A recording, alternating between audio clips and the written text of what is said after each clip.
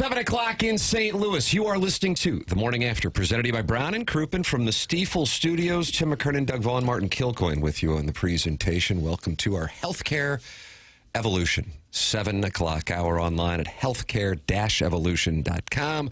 And it's a program that welcomes you to watch us and talk about how cute we are by the YouTube channel.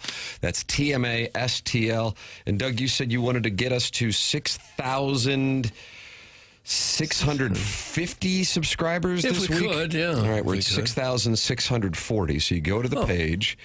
Papers, are we doing a QFTA today? I got Spread Zone with Riz and Stalter despite the radio wars. I know you were going to go out there and ball strike today, try to figure out that. What time you thinking? Hey, whatever works for you. You're the prince. As long as I can get out by about 3 o'clock, it'd be perfect. God, I got to. This guy dictating the terms. I know.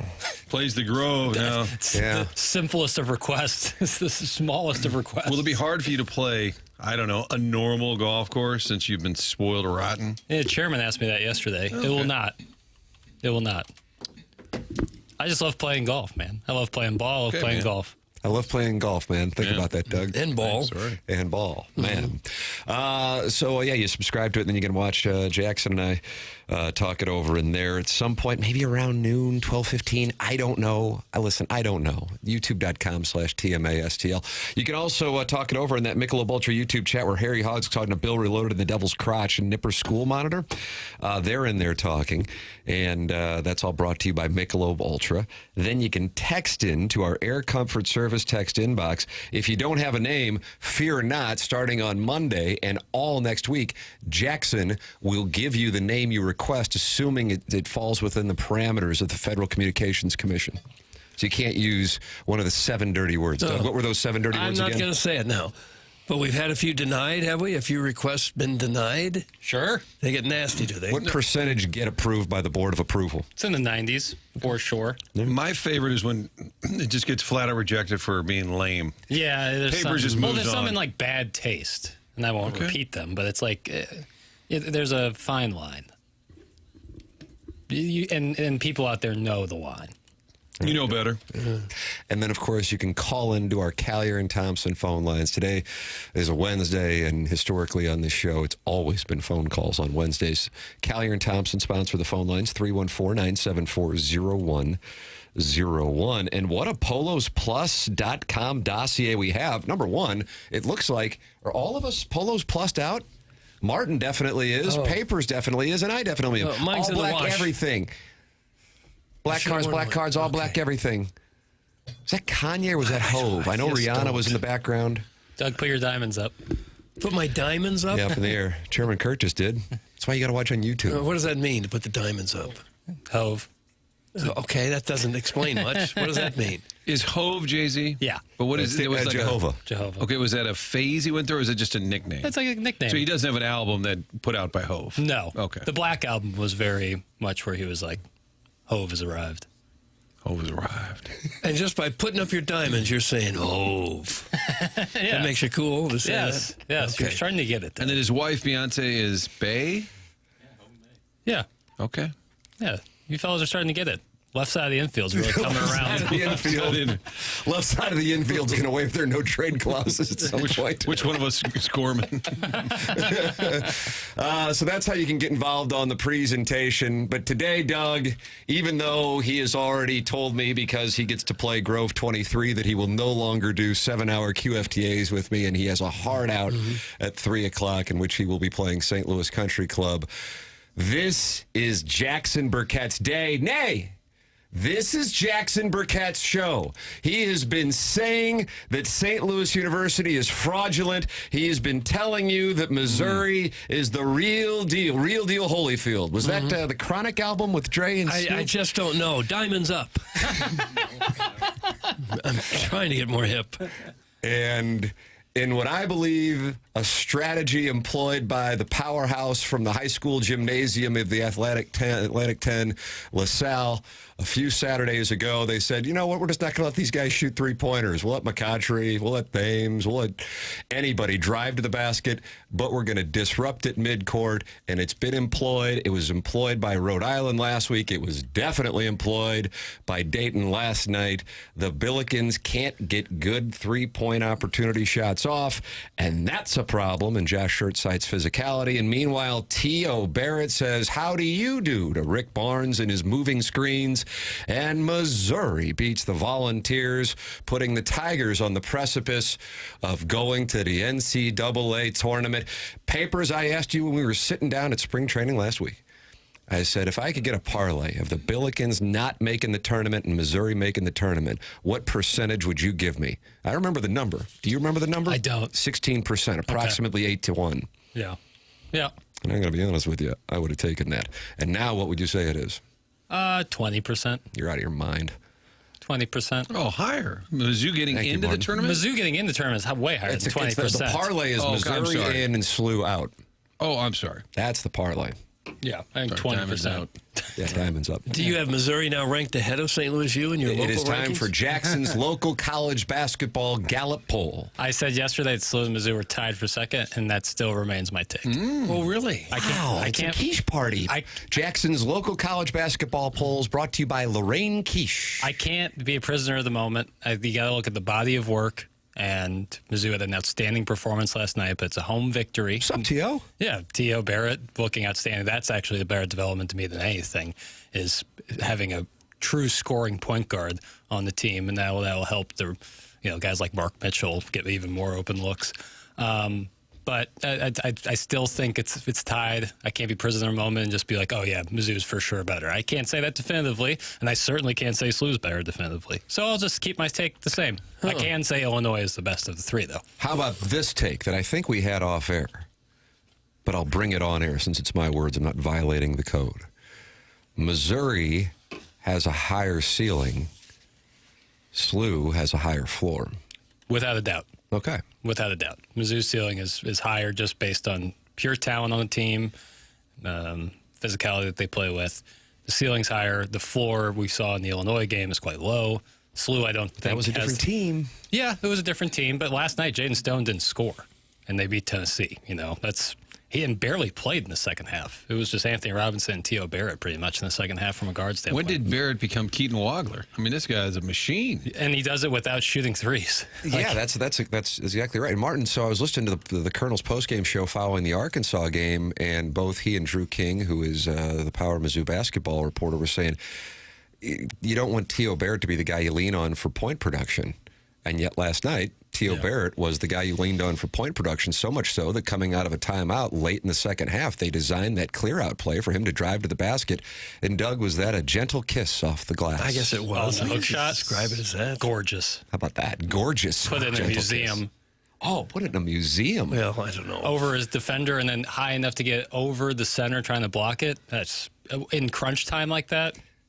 That's So Wow, big it's stones. tough cow season over Big there. stones right there. So you don't have to always shoot a three in college basketball. That's what you're telling me. No. You can go to the basket. You can go to the rack. You can't. It's allowed. It seems Just like you're checking. taking a shot at the St. Louis University It's a little bit of that, but also even your Missouri Tigers at halftime, what were they, 0 for 10 from 3 or 0 Yeah. for 9, whatever it was. Yeah. It frustrates the hell out of me when teams are having an off game. Maybe just give yourself a little better chance. Just Right. go to the rim. Maybe you'll be fine. Martin, Kwame Voyukis said your ass was grass when It was going into the Dayton home game, I believe. so. And he was not happy last week with what take when we were down in Jupiter, Florida. We were talking about the Rhode Island loss, and I don't remember exactly what I said, but something about this is a bad loss because they don't have much margin for error. So losing at Dayton, not the end of the world on your resume if you don't also combine that with a loss at a bad Rhode Island team. That was my point, is now all of a sudden you really, really got to watch the rest of the way. You can't lose too many more games. That's why that Rhode Island game really stood out to me. Because in the beginning of the year, if you said you're playing VCU and Dayton 4 times and you beat them 3, you'd probably take that in a heartbeat. But that Rhode Island loss, the way it sits now with these mid-majors, you just can't jack around and lose many games. But at the beginning of the year, you wouldn't have most likely been thinking about an at-large NCAA tournament berth. And so with success, expectations rise. So I never really well, if you would have told me at the beginning of the year, and I'm not saying you're doing that. I do think that kind of has become something after losses in 2 of the last 3 games. But I don't think it's about losses in the last 2 or 3 games. I think it's about the overall performance in some games in which they've won. I think some teams have kind of figured it out, and therefore Josh Schertz needs to make some offensive adjustments. And that goes back to, I really do think it goes back to, even though it wound up being a big win, the LaSalle game, where teams are just not letting them shoot threes. With the exception of VCU in the second half, St. Louis U was able to go off there. But this is now the modus operandi against St. Louis University. Pick them up and make them shoot contested threes. You got a real situation with McCautry. On the other hand, I thought one of the problems was Thames and his performance, and whether it be injury or something else, only playing 8 minutes against Rhode Island. Well, who's been the best player on the floor for the Billikens the last 2 games? Kellen Thames. That's incredibly exciting. But the problem is they're not able to get their three-point shooting going, and that is a major issue, and that's why Josh Schertz was citing physicality last night, because Dayton clearly was the more physical team, but that physicality is another word for they defended us tough and tight, and therefore we didn't have easy looks. Papers, what do we have here? Because I know you've got a lot of hoop rock sound. Yeah, you want Josh Schertz talking about can't be soft. They're going to continue to, they could push this tournament. Sure. Obviously, we don't get to the point we're at by being soft, but we've certainly been trending in that way. I mean, you look at the last 3 games, I think we've maybe led for 10 minutes of the last 3 games. We probably trailed 110 of 120 minutes. We're certainly not playing with the 2 things that I've noticed, that are really, the physicality piece, and then the turnovers have crept back up. I think 18, 16, and 15 the last 3 games. So, we're turning the ball over at a high rate.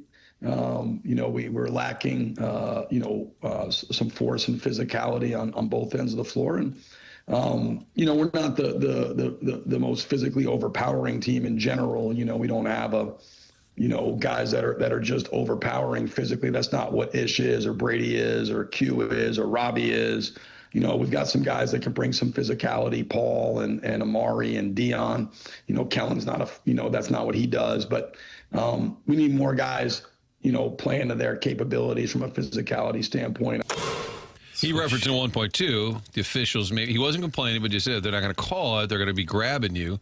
Right. Then you got to do a lot of things, he said, even away from the ball. Yeah. And I think you're seeing that. I'm not saying it's full Bill Belichick here. We just start grabbing people. But if that's how they're going to let it play, then you got to adjust. They called a lot of fouls last night. Yeah. Man, when you need to start playing tough defense to get some steals, to get back in the game, and the refs are calling everything, it's hard to make that happen. What happens in the second half, that's why you can't get down like they did in the first half, because it's hard to come back when they're calling so many fouls. I thought Dayton out-slewed SLU last night. Hold on a second, Doug. Did you hear that? Dayton out-slewed SLU.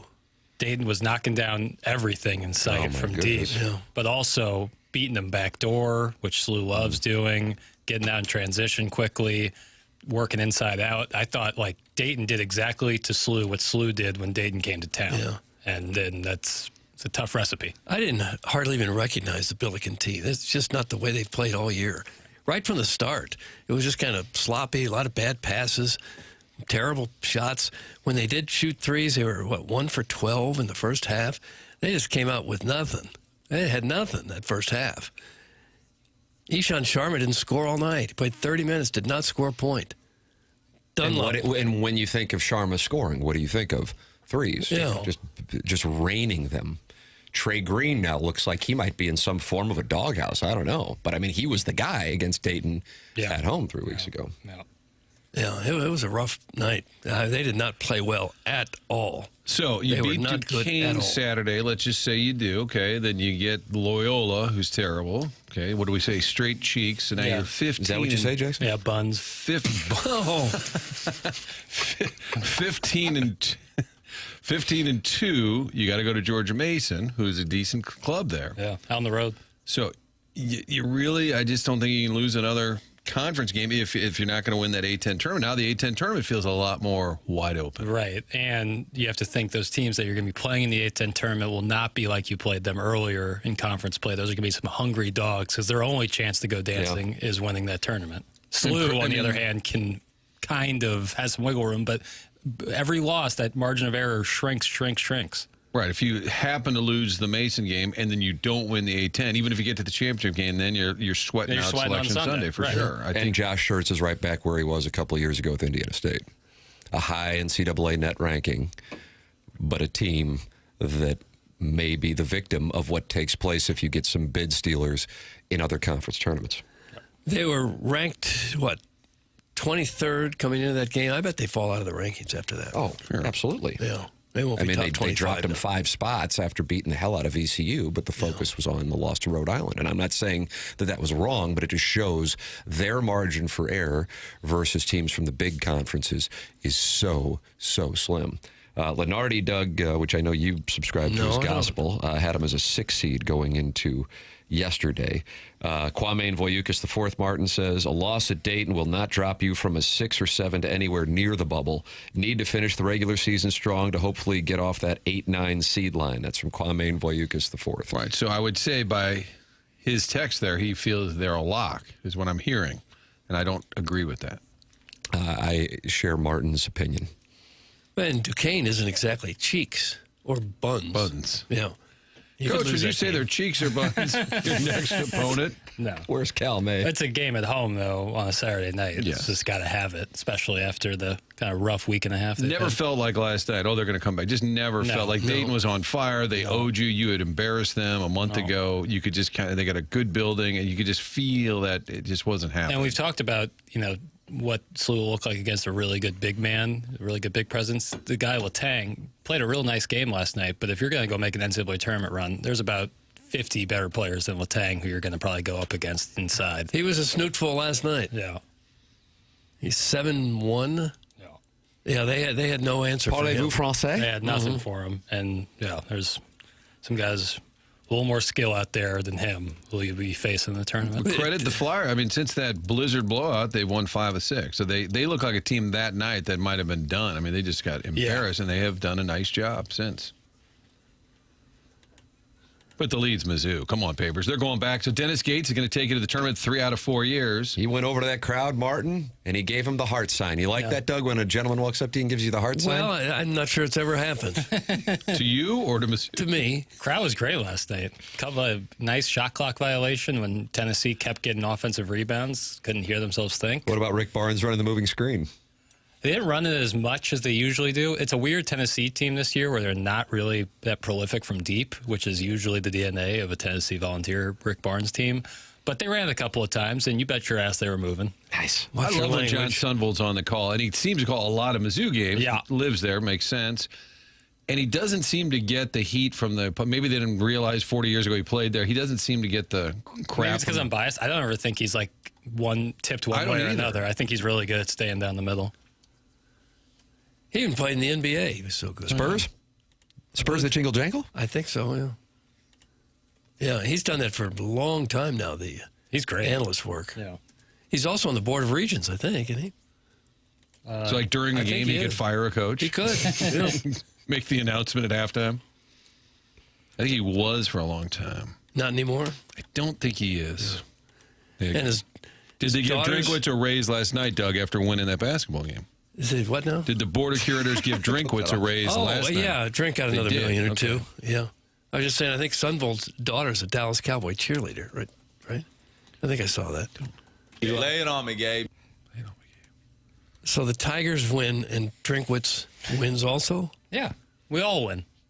But if you think about the stock up and down, I mean, Schertz's stock is still sky high, but in terms of the pressure now to finish this thing, this magical season, a lot of pressure now, not to fold down the stretch.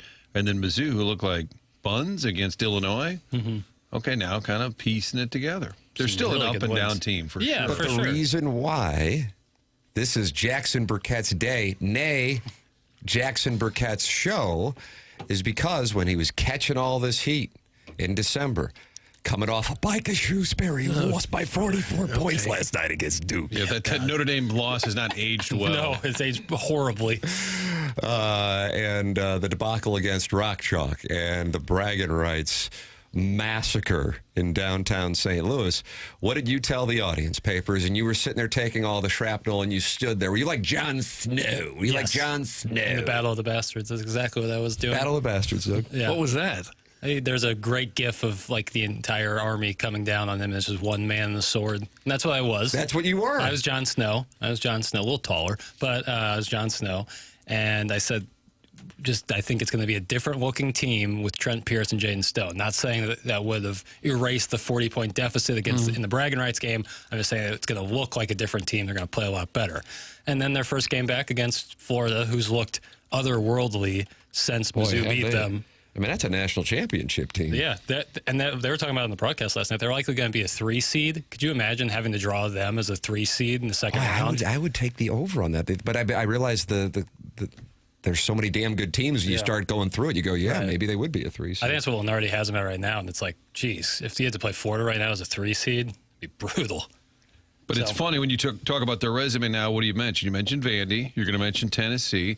You mentioned Florida. Now Kentucky's dropped off, so all of a sudden that great. Now it was still it's a road win. It's a road win. It's a great win, but I'm saying it's lost a little bit of that resume luster. Yeah, and they were messing around way too much with South Carolina last night. That's weird. Kentucky, I've said that too. They're a weird team this year. But Mizzou has, if I'm not mistaken, 3 wins at home against ranked opponents. Yep. 5-5 in quad 1 games, 9-9 in quad 1 and quad 2 combined games, and 7-1 in SEC games decided by 5 or less points. That ain't buns. That ain't buns. And that bench that used to be, Dennis Gates used to play like 30 guys. Tight. Really narrowed tightened.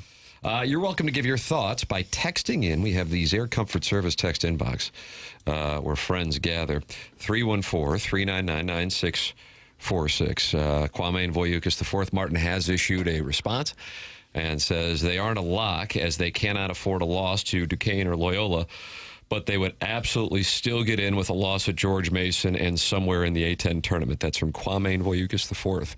I'm a Kwame Voyukas IV guy. I will respectfully disagree that they would absolutely get in if they lost to George Mason and also had a loss in the A-10 tournament. I think it is probable, but probable only means 51% or better. And that's what Schertz experienced at Indiana State. They were in even after losing to Drake in the Missouri Valley Conference Championship game, and then he had the nightmare scenario of a bunch of teams that weren't going to get in, win conference tournaments, and then Indiana State was on the outside looking in. So some of it would be outside of the Billikens' control if they don't take care of business. They win out. If they win the rest of the A-10 and then lose in the A-10 tournament, I would say at that point, I think you're in the 90% range. Yeah. It'd be like the bid steal, like if in the MAC, some other team other than Miami won their tournament, and now you have to put Miami for sure in there, and then the team that won their conference, Probably wouldn't help them if they are on the bubble, if they're seen as a team that is stumbling down the stretch here. That's the damn If you lose 4 or so games in the last couple of weeks of the season, it gives a committee an excuse to say, well, they're not the team that we thought they were. And then what if the committee comes out and says, well, we're sorry, Billikens, but we didn't think Mizzou was getting in and we had to knock you out because we had Mizzou suddenly in the bracket. Could happen, I suppose. I would hate but to this see is it. where Schertz, the basketball mind that we talk about, he's got to figure this out. And so you got a coach who's known for his X's and O's. And also the players got to have a little more poise in that. So they're coming out. They know who shoots the threes. And you say, oh, Deion Jones, you want to shoot a mid-range jumper? Go ahead. Yep. Well, I mean, McCautry, you look at the start of that game last night where once again they start off super slow. So once again, they have to dig out of a monster hole. And it looked like Anthony Grant's strategy was, okay, McCautry, we'll go, have at it. Right. If you hit it, have at it. That's fine. But what we're going to do is we're going to drop a defender back, and then we're going to focus our attention on the perimeter to one of the guys who actually can shoot. And we're also going to do everything we can to stop the instigator for that offense at the top of the key in Robbie Avila. So those are the two strategies that have been employed here as of late. So I don't think that this is a case of just physicality. I think this is a case of coaches catching up to what they are doing. And so this isn't just a case of the team not hitting shots. There's a reason why they're not hitting shots. You can call in at 314-974-0101, Collier and Thompson phone lines. You can text in at 314-399-9646, and you can talk it over with the Michelob Ultra YouTube chat with Doty's rocking chair, who says Tim's beard looks great today, Doug. Oh, for heaven's sakes. No. Well, they're not all happy, Tim. No. What's the problem? Well, Bob Wagon says, really, basketball again? That's enough. Make it stop. I'm out. Blocking. Bob Wagon does not want us discussing 2 top 25 basketball games involving local teams last night. Peace. Jackson just threw up the deuces, Doug. So he threw up the diamonds in the first 5 minutes, and then he just threw up the deuces here. Yep. This guy's having a monster healthcare evolution. The Blues had a practice. They were on the ice. Doggies had a practice. We could discuss that. Yeah, that'd be great. Except we like listeners. Except we like to have listeners. It's kind of how I put food on the table. So, Bob Wagon, you just got the deuces. Yeah, peace. 314-399-9646. That's how you can text in. Michelob Ultra YouTube chat. That's where you can talk it over with other friends and watch us and judge our beards.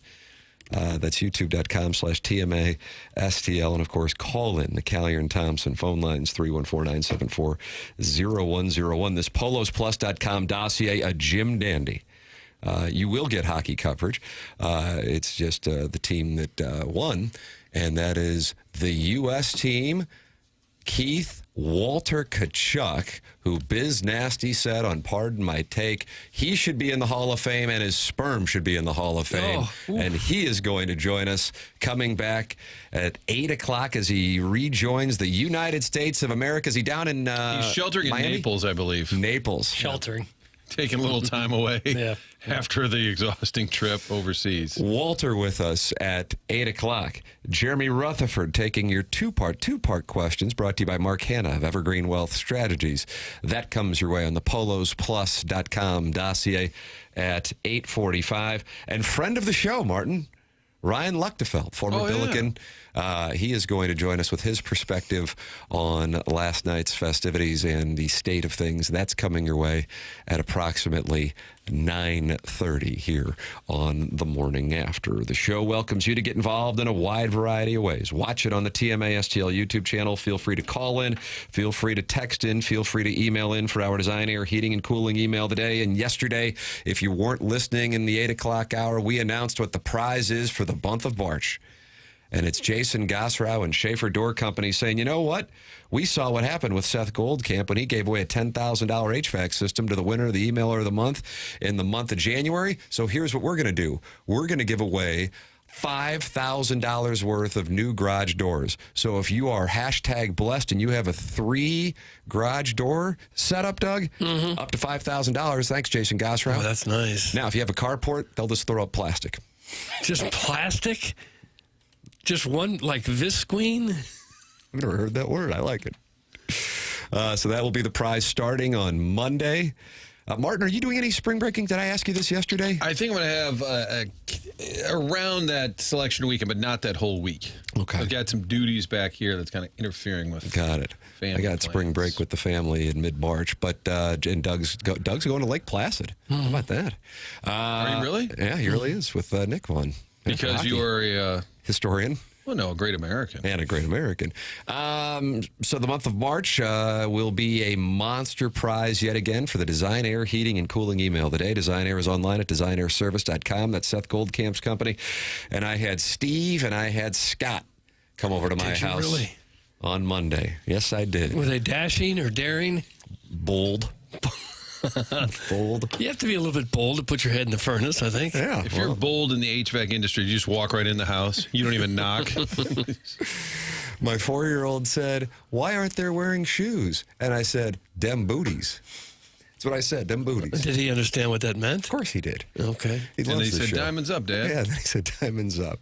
Design Air, Martin's a client, Doug's a client, I'm a client, and we recommend you become a client with any HVAC issues you may have. DesignAirService.com. The program's called TMA. Presented to you by Brown and Crouppen on 101 ESPN and the TMA STL YouTube channel from the Stiefel Studios.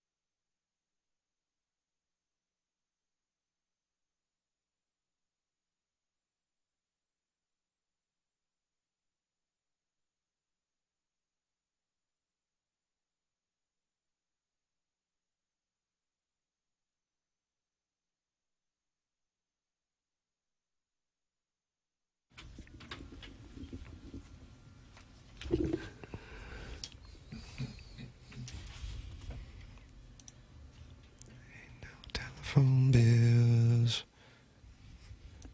Rocky Top. Safe travels back to Knoxville. Oh. Now, you don't hate Rick Barnes, do you? I love Rick Barnes. You hate Tennessee. Hate Tennessee. So you're trolling right now? Yes. Woo! When do those Gers go back to Neyland?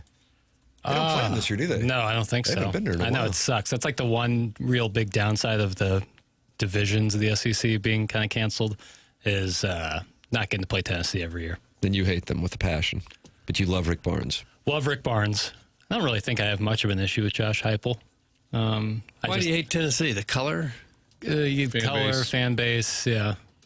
It's fun to have a rival. That's not What Arkansas. about the battle line Yeah. border? Arkansas doesn't battle? do it for me. I have no issue with Coach Cal. I don't really have that many issues with SEC coaches in general. Who do you have issues with? Let's go through this because Mark Cronin. seems fun. Mick Yeah, Cronin, you've been Cronin. on that. You were ahead of the curve on that one. Now the yeah. country's catching up to you, Papers. No, I've been hating Mick Cronin. You raising your voice at me? Most of the coaches I SEC didn't wide. like, Let's most of walk the through coaches the I SEC. didn't like have retired by now. Okay. Like I never liked Jim Boeheim. Never liked Jim Boeheim. I feel like his own friends didn't like him. if they're being honest. SEC wise, Yeah, but up I and didn't down. like. I didn't like. What about Jimmy Calhoun? Oh, talk about Jimmy Calhoun. It's a little before your time. I mean, I was watching college. Missouri took him out of the Elite Eight Yeah. in Glendale, Arizona. Yeah, Bruce Pearl, you weren't a fan of his, right? really didn't like Bruce. Okay, Pearl. there you go. But Now we he's got gone. him. He's gone. I didn't like. What about Nate Oates? Where are you with Oatesy? Yeah. Not a big fan. Okay, But I There's don't- mine, got you're it. dialing it in. Yeah, but that's who's out there not an Alabama fan? Like, oh yeah, I love Nate Oates. He's pretty unpopular across the He'll nation. grab a guy on Sure, the other team. he'll push somebody. How about Frank Haith? Not a fan. You had a body pillow. didn't you? Seeing him on the sideline at Texas during that game was a total jump scare. I was like, oh my God, there's Frank Haith. Jump scare. that term. Well, you can't like everybody, I guess. But again, I don't think I really dislike anybody in the SEC coaching wise now. Stephen Pearl's he's ripe for me not to like He's him. got a chance. Yeah, He calling really a does. timeout with 6 seconds left when you're down 15. Didn't like that. Who don't you like? Text in 314-399-9646, and only half of you can say me. YouTube.com/TMASTL is where you can talk it over. So, Doug, one of the things that Josh Schertz talked about, and we played the post game, is the team needs to be more physical. But one of the issues that I'm seeing, and I don't know where you are, Papers, is a ball knower, but didn't know that the first 4 was in Dayton. So that Yeah, was that's- a difficult yeah. day. But that's why today is your day. That's right. Bounce back. Is that it looks like teams have made adjustments defensively against the Billikens. So in their first 8 conference games, Doug, St. Joe's, VCU, LaSalle, Fordham, Richmond, Duquesne, St. Bonaventure, George Washington, 10 conference games, the Billikens averaged the following: 27.4 three-pointers. And they made, in those first 10 conference games, an average of 12.6 three-point shots. In the 2 losses, which have come in 2 of the last 5 games, starting with the LaSalle home game, the Billikens only shot 21 threes, so down nearly 30% from the average at Rhode Island, and made 8. And then last night only shot 21 threes and made 5. And Martin, as you made reference to in our first segment here in the Healthcare Evolution 7 o'clock hour, they only had 1 in the first half. And some of the threes they're taking just not good looks. So I just think they have to be able to distinguish. Oh, it's a 3, just shoot it. As opposed to, okay, I'm open. That's what we do. Get your shot off instead of just heaving it or off balance. Like the quality of the shot has to matter too. Even when they did have good shots, they couldn't knock them down. Right. Right.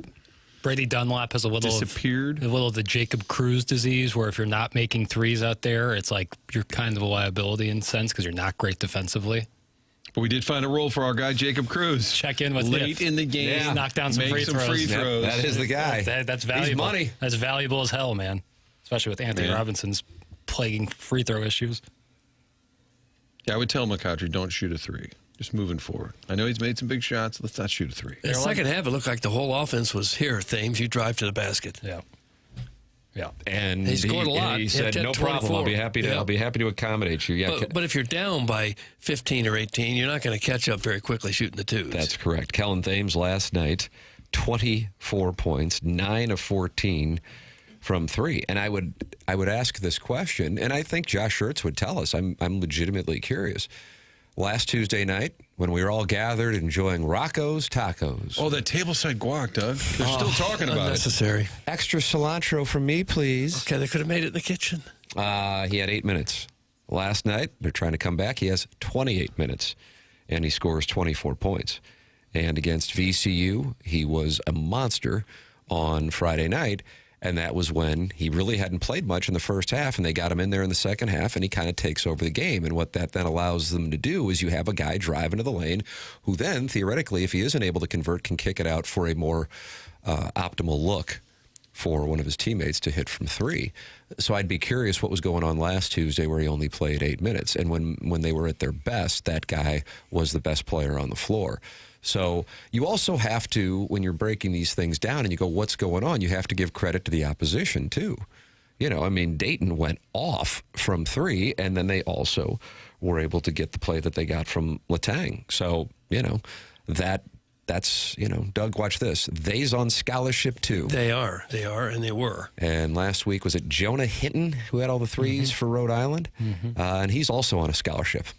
I'm sure he Rhode is, Island. and then some. Yeah, and I would imagine he'll be on a scholarship somewhere else in about 4 months. But that is something that factors into it. But either way, it looks like opposing teams have figured out a way to counter St. Louis University's offense, as I just said. They had been averaging about 27 three-point attempts through the first 10 conference games. That has gone down substantially, and converting 12.6 threes per game in their first 10 conference games. And in the two losses against Rhode Island and Dayton, 21 three-point attempts in both, and they averaged, 6.5 converted. So 50% reduction. Well, I think when you live and die by the three, if you're hitting them, you look great and you can score 100 points. And if you have a night like last night where you just can't make anything, you can get beaten by anybody you play. And I of course, I agree with that. But what I'm presenting is it's not a case of they're not making them. They're not taking them. Yeah. Teams have taken it away. And that is why I didn't just look at the three-point percentage or the three-pointers made. I wanted to look into the three-point attempts. And the volume is down materially. And so what it's saying is teams are going, okay, you don't have somebody who's going to drive to the basket and beat us. Well, then they did go, okay, Thames, do it. But the problem was at that point they had fallen behind so much that, as you said, Doug, a two-point shot. And sometimes he'll go to the lane, and sometimes it's beautiful, but sometimes it looks like absolute chaos, and he just throws something up. But the last two games, he has gotten it going, and he's been the best player on the floor for him. But the other part of that equation is he needs to start. I was just going to say, he starts on the bench. So if that is the defensive philosophy, okay, then how do you counter it? Well, you got to go to the rim. Okay, who's the best guy to do it? He's sitting on the bench. Yeah, he needs to start. Or get in He's got to set the tone early and be on the floor. Give him some speed. Let McCautry be the energy guy coming off the bench. Agreed. But it's time now. Right. There is no room for error. I do not believe that there is. I suppose if they win out in the regular season and then lose in the A-10, they're going to be good. Again, some of that's out of their control with the other conference tournaments and somebody stealing a bid. But 90% is where I would be if they win out in the regular season in the A-10. However, you no longer have room for error, and I do think it comes down to the Rhode Island game, Martin, which has been your point throughout, that, okay, you can lose at Dayton. That's fine. You can't have the loss against Rhode Island. So it's now time to make that adjustment. Where are they falling behind? When Kellen Thames is on the bench. It's time to make that adjustment. Meanwhile, the Fighting Tigers have found a guy who wasn't a part of the team, but he wasn't hurt. He just wasn't playing many minutes. It was all about Ant Robinson. What's going on with Ant Robinson? He wasn't playing well. And then T.O. Barrett starts to get some minutes about a month ago. And last night just goes on absolute heater. Here is Dennis Gates on T.O. Barrett leading the way from Missouri to beat the 23rd ranked Volunteers. He didn't take advantage of it last game, and he knew what the scouting report was last game, and I thought we left some opportunities on the table simply because we knew that they were not going to foul. And I thought tonight, once he realized Gillespie wasn't going to foul, and then they switched and put Nate Ament on him, then they switched and put Bishop Boswell on him. I thought at that point his confidence just continued to grow. Mark took a back seat. Everyone took a back seat to allow T.O. to make sure he had the ball in his hands, and that's an unselfish team. That's a sign of a team that understands the game, but also a team that wants to win, and these guys did what they had to do to win the game.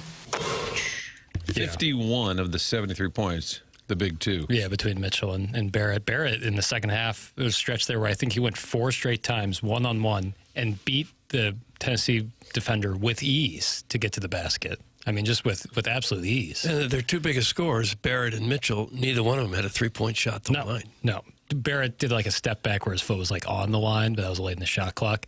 If he is to add a jumper in the offseason, like a true weapon jumper, the sky is the limit for that young man, because his ability to finish at the rim and get to the basket and stay composed and body control is fantastic.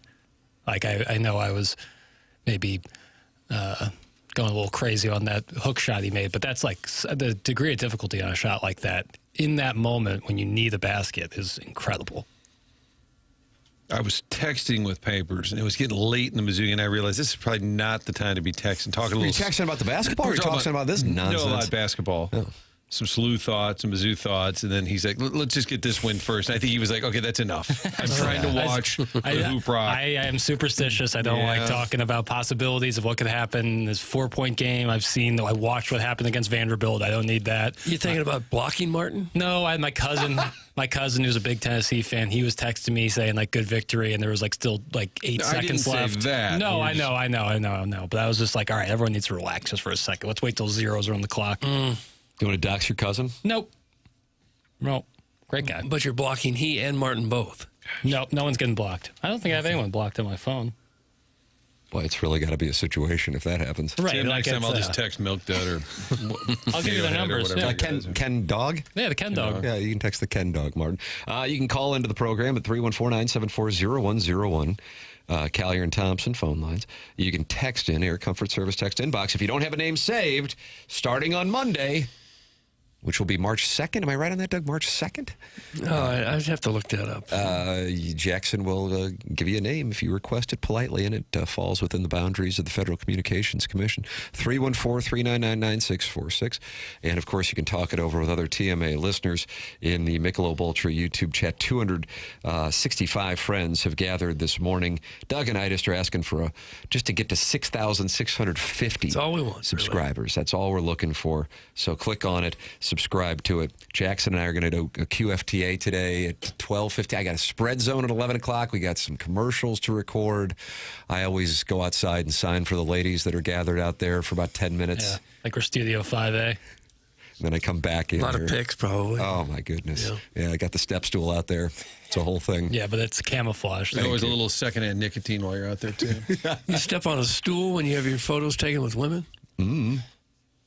Okay. It depends on what list I'm wearing. Yeah.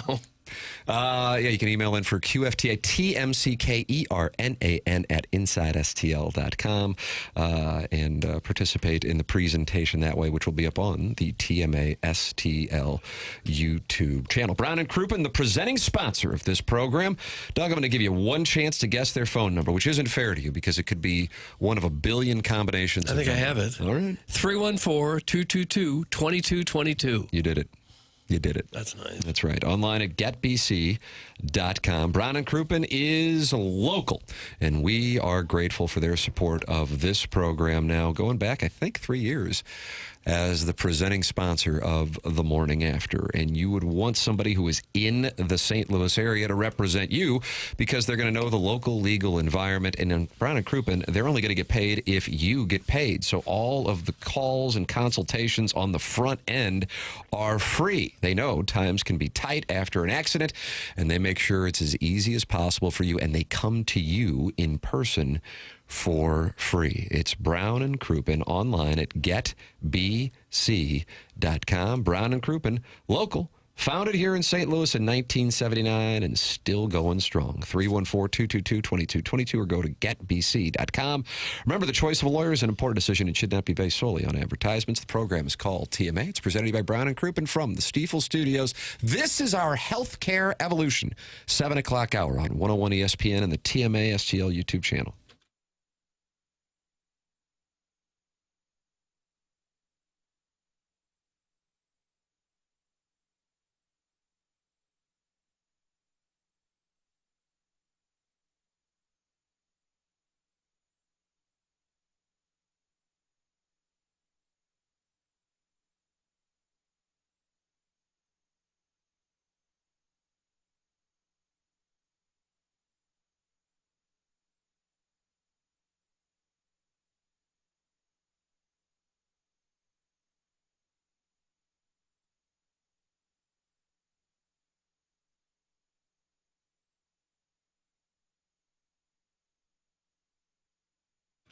A lot of uncertainty when we talk about the NCAA tournament. You don't know who's in, you don't know who's out. But one thing I can tell you for sure, go to autoloanpro.com to get that next vehicle. It doesn't matter what your situation, what the circumstances, they'll make sure to get you into a vehicle, get your credit back on track. Little to no money down and best rates possible. That's what they promise to you. Auto Loan Pro working with over 50 different lenders to get you the best financing available. Financing that car can be a little tricky out there, especially if you had a hiccup.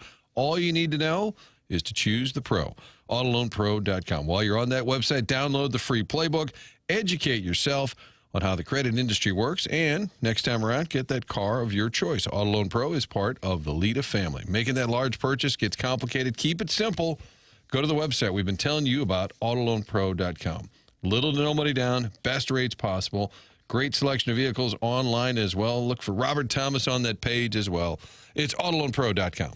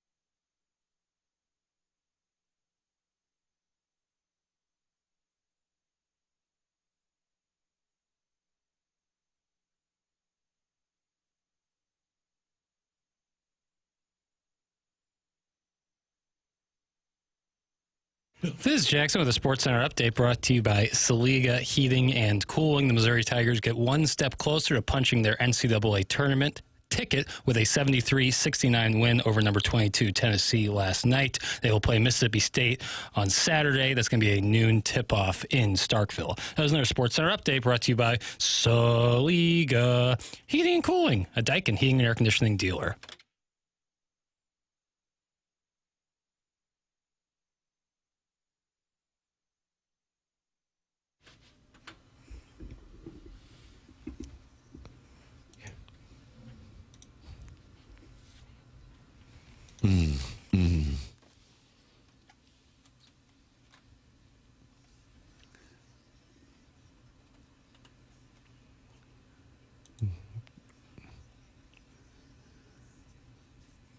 Oh, cut chair.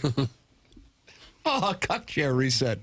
It's TMA 101 ESPN Healthcare Evolution, sponsor of the 7 o'clock hour. Tim McKernan, Doug Vaughn, Martin Kilcoyne with you on the program, and we welcome you to get involved in a wide variety of ways. Call in, text in, email in, or open up your YouTube app, type TMA STL, and you can watch the show. And if you want, you can interact with the Devil's Crotch and Bourbon Bob, because they're in there and they're talking it over. Keith Tkachuk is going to join us at 8 o'clock. And Martin, you say he's sheltering in place in Naples? The response back just started with boom. That's what he said. He texted boom. And he said, in Naples. Can't wait to talk it over with Walter. Keith Tkachuk coming up at 8 o'clock on your polosplus.com dossier. 8:45, Jeremy Rutherford in studio, brought to you by Mark Hanna of Evergreen Wealth Strategies. And at 9:30, former Billiken and friend of the program, Ryan Luechtefeld, is going to give us his perspective on the Collier and Thompson phone line. So there's your Polos Plus dossier that will be completed with the Design Air Heating and Cooling email the day, the morning after, at InsideSTL.com. Got pain? Well, the traditional healthcare system puts you in a waiting game. Weeks for primary care, weeks for specialists, physical therapy, MRIs, and then likely 2 to 3 months just to get answers. Or go to Healthcare Evolution, just like Doug did, just like Jackson did, just like I did. Healthcare-evolution.com. Free consultations. They will look at your pain the same day and offer real treatments right away, such as regenerative injections for pain relief and healing. Discover how Healthcare Evolution can help you get back to living life. Schedule your free consultation today with Healthcare Evolution. Go to healthcare-evolution.com. Why wait months to feel better? If you are in pain right now and you can't get in to see your primary physician for a few weeks, it's not going to get any better, and you can take care of it. You can take control. And the business is locally owned and right here in St. Louis. Go to healthcare-evolution.com, a sponsor of our 7 o'clock hour here on TMA. Jay Billis is not happy with Mick Cronin, Doug. Good. And college basketball coaches who are angry. Might be talking about Dan Hurley as well. He appeared on Mad Dog's show. Here is Jay Billis of ESPN. All right, hit the lever, please, Pale. Really didn't like the press conference thing. I thought it was kind of petulant and unnecessary, and for the life of me, and this goes beyond Mick, I can't understand why so many of these coaches go into these press conferences like, why does Iowa State's T.J. Otzelberger and Bill Self at Kansas, how can they go into these press conferences after getting it handed to them and behave themselves? It's not that hard. What do they expect, that they're in a multi-billion-dollar entertainment industry and nobody's going to be interested? And I'm okay with the feeling that the media doesn't understand basketball the same way the coaches do. Congratulations. When I go into a restaurant, I'm not a chef, but I get to opine on the meal. I'm paying for it. I get to opine on it. And I don't see why this is so difficult. And, I understand, hey, I'm a competitor, but the competition's over. And now it's time to talk about it. And it's not that hard. They win and they're nightclub comics, and they lose and they can be petty at times. And I think hopefully, I felt really good that Mick apologized about the whole thing, and to me it's over. But I guess I'm talking more broadly and globally on this, that these things aren't that hard. There's no reason to act that way. If you don't like a question, just say, look, I'd prefer not to answer that. Whatever. It's not that big of a deal. Feels like Jay Billis has been listening to TMA. Yeah, but he's a big fan. I think he streams as the Devil's Crotch. I think he nailed it right on the head with those comments. Agreed. I had a feeling you'd like that, Doug. Yeah. Just behave. Just be decent. How could you feel any other way? How could you feel sure these coaches have a right to yell at anyone who dares question anything that they do? Right. You're making millions of dollars to be the coach, and there's going to be some questions you don't like from time to time. Deal with it. I don't understand. I really don't understand it. I legitimately don't understand. Doug has been talking about this, Martin, for years. Now McKernan has made it a topic at the forefront. But I don't understand it. But it goes back to when I was working in Columbia. Norm Stewart would, not that he would be mean per se, but he would clearly establish his dominance. Larry Smith was the head coach of the football team when I was there. Same kind of thing.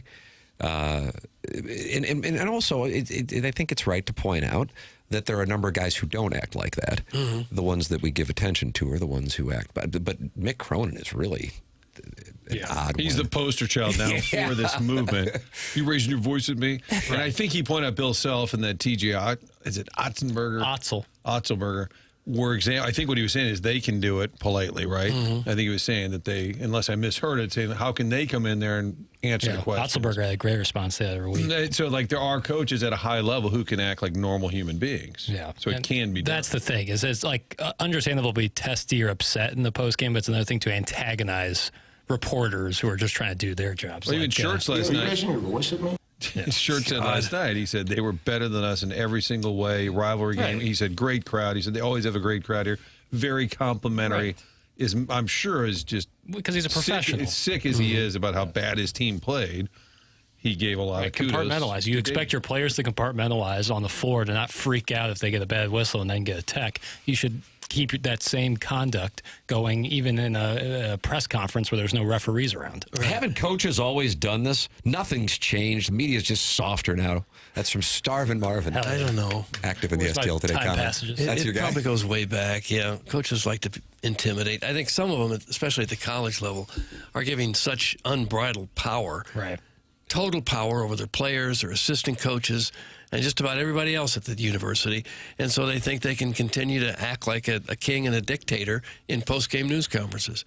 And it's not just the small schools where you got student reporters. It's everywhere. Jackson Starvin Marvin is back. Coaches are angry after the game. Water's wet. It's been happening for over 50 years. Deal with it. Starvin Marvin. That's a bad take. The level of rude behavior has gone up in recent years. And I do think what Doug's talking about, they're coddled at every step. Hey, Coach, what do you think? Buy me a new car today. Yes, sir. We'll go get one. Change the uniform. Yes, sir. Everybody coddles these people so that if anybody pushes back at all, they just can't stand it. Right. And you're a grown adult. You got to be able to both compartmentalize, channel your anger into a different outlet than taking it out on some report. Like McKernan last week doing the "Are you raising your voice at me" thing was an embarrassment to college basketball coaches. Mm-hmm. That's just the wrong way to go about it. And if you're a recruit looking at you like, do you really want to go play for a guy who that's the example he's setting? How you talk to another person, not a colleague, but a contemporary in the sense of your same age as you. It's crazy. I mean, if I were to tell you that an NHL head coach were causing problems post-game, who would you think of? Tortorelli. That's exactly right. And then who else? And they had him on the Olympic roster, Yeah, he was an assistant. Anybody else? I mean, so think about Berube. Think about one of the more controversial plays of the 2019 run. Yeah. The hand pass. Mm-hmm. Clearly, he told his team, and the way he also handled it post-game was to, we're going to be asked about it. Here's how we're going to answer it, and we're going to turn the page. And they did turn the page, and then they rattled off 3 straight wins and then won a Stanley Cup. So I think it also sends a message to your players. And in this case, I realize these guys are getting paid, but they're still younger and not professional at that level, that this is a way that everybody's against you. And I think it sets a mindset. So I think it's a real negative. Keith Tkachuk is going to join us, giving us his perspective on his sons winning the gold medal. Martin, should we break or should we go right to him? Jesus, papers, you didn't call me. I think we can take a break. All right, it's a short break. All right, short break. Keith Tkachuk, can't wait to hear from Walter on what he got to see his sons do in Milan. Keith Tkachuk next here on the PolosPlus.com dossier. The program is called The Morning After, presented to you by Brown & Crouppen on 101 ESPN and the TMA STL YouTube channel.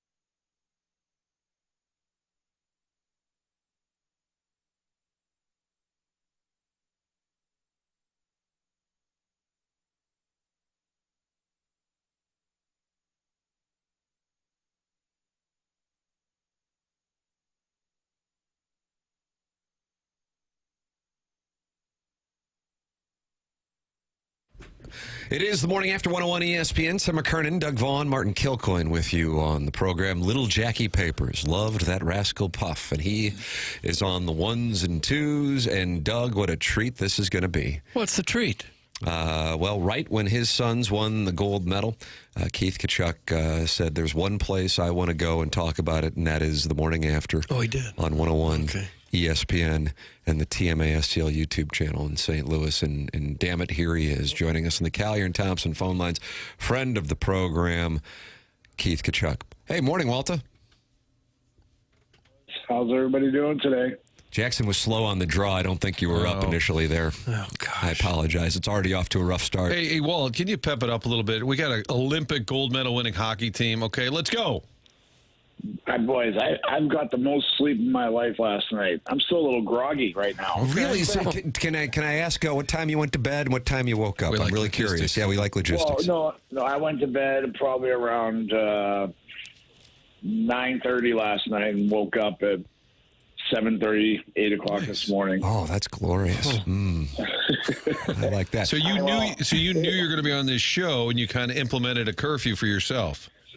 Yeah, I have. Trust me, the body needs a little rest after that 48 hours after the fact and after the game, and then traveling back, which was pretty crazy and pretty hectic, but it was all worth it. Were you there the whole time?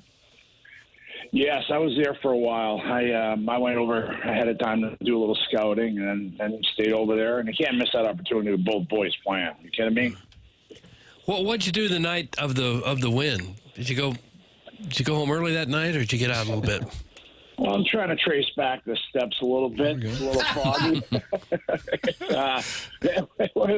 It was nuts. We had a blast. It was a stressful game. Obviously, it was a great game. Both teams played great, and Canada, had their chances to win that game. It's two of the best. At the end of the day, it was great for the game of hockey, great for the NHL, and it really showcased the love that these boys have for their countries.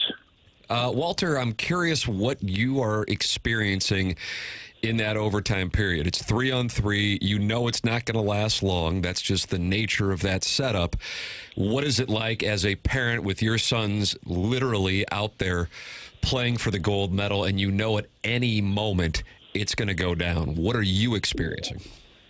First of all, I think I was happy the U.S. actually got to overtime because Canada was pouring it on. I mean, Hellebuck was by far the best player in that tournament, and especially in that game. So with the amount of talent both teams have, it was going to last very long. I mean, Canada has some great players, including the guys that have played for the St. Louis Blues, and with the talent Canada had and the talent offensively that USA had, you knew that was going to end. So, I mean, it was just stressful, but it was great hockey. The place went nuts. And it was just overall just to celebrate with the boys and the families. And I've known a lot of these guys for a long time, some of the dads. A lot of these boys on the U.S. program, which I think helps, have played together at a young age. And I think that chemistry showed for the love for each other. And, it was just what an environment. I mean, it's a dream come true. It's been really good for our family the last few years with Matthew winning a couple Stanley Cups, and now Brady gets a chance to win a gold medal, and it hasn't been happening in 46 years. And there was just a lot that went into it. The whole Johnny Gaudreau, they're a good friend, and, his family was over there. It was a unbelievable. And then the girls do it. You had 4 St. Louis kids won a gold medal with 3 of them on the men's team and 1 on the women's team, and Joy Dunn. So, I mean, we've known these families for a long time, the Kellers, and, unfortunate that Brian Keller passed away this year, with Clayton. And then the boys, everything was it was surreal, and it was a great experience as a parent, and it was great hockey. As somebody who played for the Olympic team and your sons, you're representing the U.S., did everyone sort of just get tired? It's just sort of assume, well, Canada's better than us at hockey. It's okay. They're just better. Do you get kind of tired of that? How big was it just to kind of get over that hump? Well, I think it was huge. I mean, Canada is still, they've won and they've earned that title of being the best team for years because they proved it, and they got some great talent. And but the U.S. needed this, especially with the 4 nations last year. And it's slowly but surely, getting there for the U.S. program. And I think this is going to really be huge for the development of USA hockey and getting more players and kids, girls and boys out there to play hockey. I mean, 80 was a stepping stone for myself. 96 was for a lot of players. And then now this group are role models for the next group of players. Matthew and Brody both seem to say the absolute perfect thing when they're interviewed, the most patriotic things you could ever come out of somebody's mouth. Did you coach them up with that, or is that just a natural talent to him? No, these guys realize what a great country we live in, and their grandfather was a Marine, and fought in Vietnam.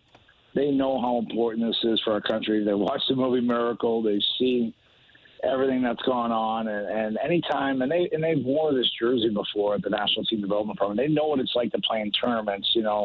It means so much for all countries to represent their country, as well as Canada. They love putting on the Maple Leaf jersey. The Canadians, the Americans love wearing that USA jersey, and they know how big this event was. It was a big stage. It's a worldwide event.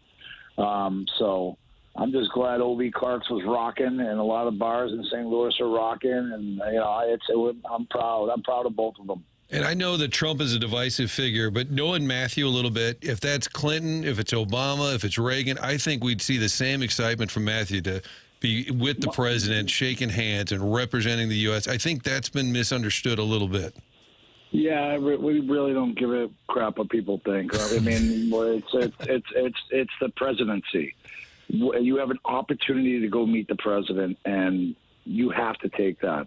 And Matthew's actually been to the White House, I think, 3 times in a row now. So he probably should need to get a room in there.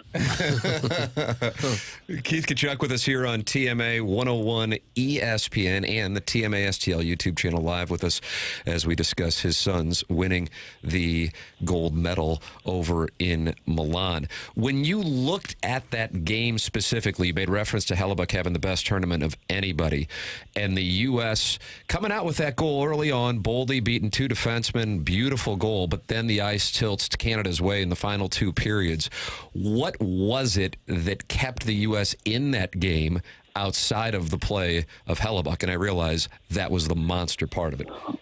Well, I just, these bounces, I honestly can't believe they didn't go in. Yeah. But I think the longer the game goes, I think at the end of the day, both teams are, the pressure sets in, and, they're when you're get those bounces, the longer the game goes, the better it was for the U.S. So I think, it was just strange that some of those didn't go in. The Taves one, and McKernan missed one, and there was so many other chances. And then, you get a nice break and a great play by Jack Hughes just to break up the play, and then Werenski. And I mean, you put those caliber players on the ice, it's usually going to go in overtime. But it was a great game.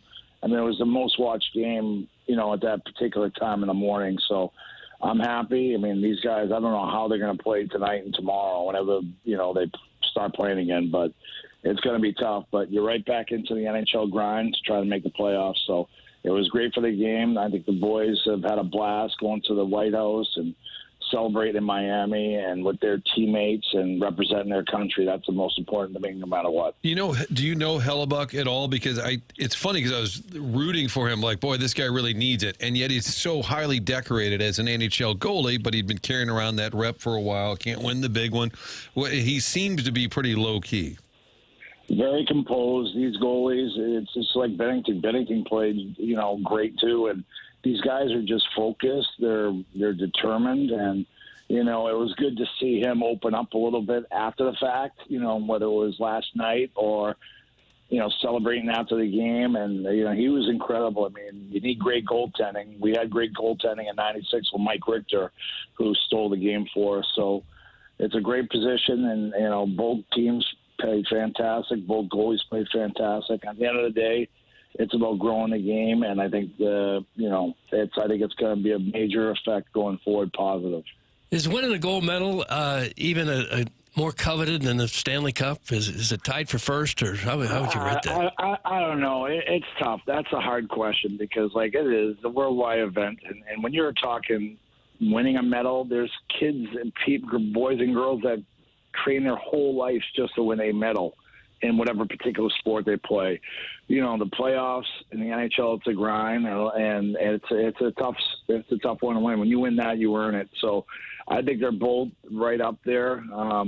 I'm not going to say which one because I think they're both huge and they're both important. But I'm just happy that at least Matthew has both of them now, and hopefully Brady can get another, a Stanley Cup now. But Walter, I think the significance of it increased by the fact that the U.S. played Canada, as opposed to if it would have been Finland, for example. And it's no disrespect to Finland, but then it's like, okay, to be the man, you got to beat the man. And in this case, they went up against the best and they beat them. And I think that increased the significance, at least over on this side and probably also north of the border as well. Yeah, dirtbag usually don't make sense, but you're right, 100% right. Put that off. no. Put that off. That's a promo. Don't say that. Put that off. That is wonderful. Doug, where's the gong?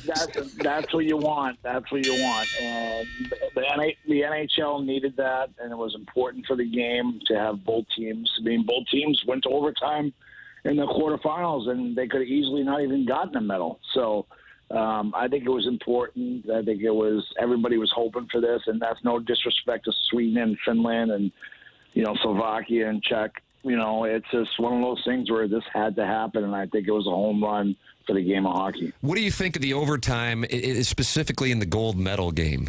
Just taking, I realize it's difficult to take it out of the equation because both teams experienced it, but would you prefer it to carry over to 5-on-5 into the overtime going forward, at least for the gold medal game? Yeah, I mean, I don't know. Yeah, I mean, I just, the NHL playoffs, 5-on-5 overtime, there's not a better thing, you know, for me. But, these are the rules. I mean, would I prefer something like 5-on-5? Probably, yeah. But at the end of the day, it's probably advantage for Canada to play 3-on-3 with some of the, savages they have with McDavid, McKernan, and McCarr. Mm-hmm. So it's just one of those things. Big Walt, we have a question from a texter, not from Dirtbag. Did you get a stuffed animal to bring home? The boys got some stuffed animal, part of the prizes there. McKernan seemed to really enjoy his. No, I was a little foggy pack, and hopefully I brought most of my stuff home. That was a late night and early morning, so there might have been about an hour's sleep. Did you hit 11 down in Miami with the boys?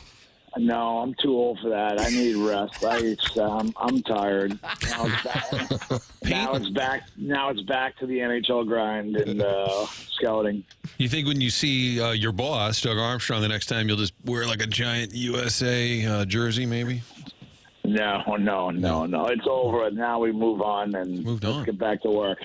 All right, give us a late night Milan picture. Does Chantel say, okay, that's it. We're going home? Oh, you know what? Usually because she's so excited for the boys that, we had a good setup where we were, so it was fun. But I actually pulled the plug. I was getting tired, and I needed to get home. You pulled the plug. Wow. Somebody's slowing down. What if Chantel says, what's a party pooper, this guy? Yeah. I wish where was that years ago.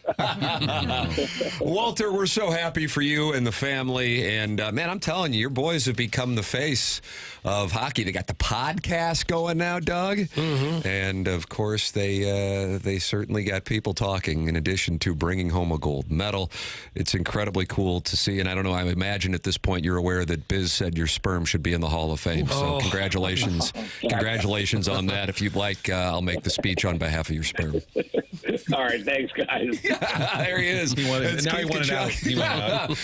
With us live, Doug, and he's sheltering in place in Naples. Yeah, life is tough. The Tkachuks, they're really struggling.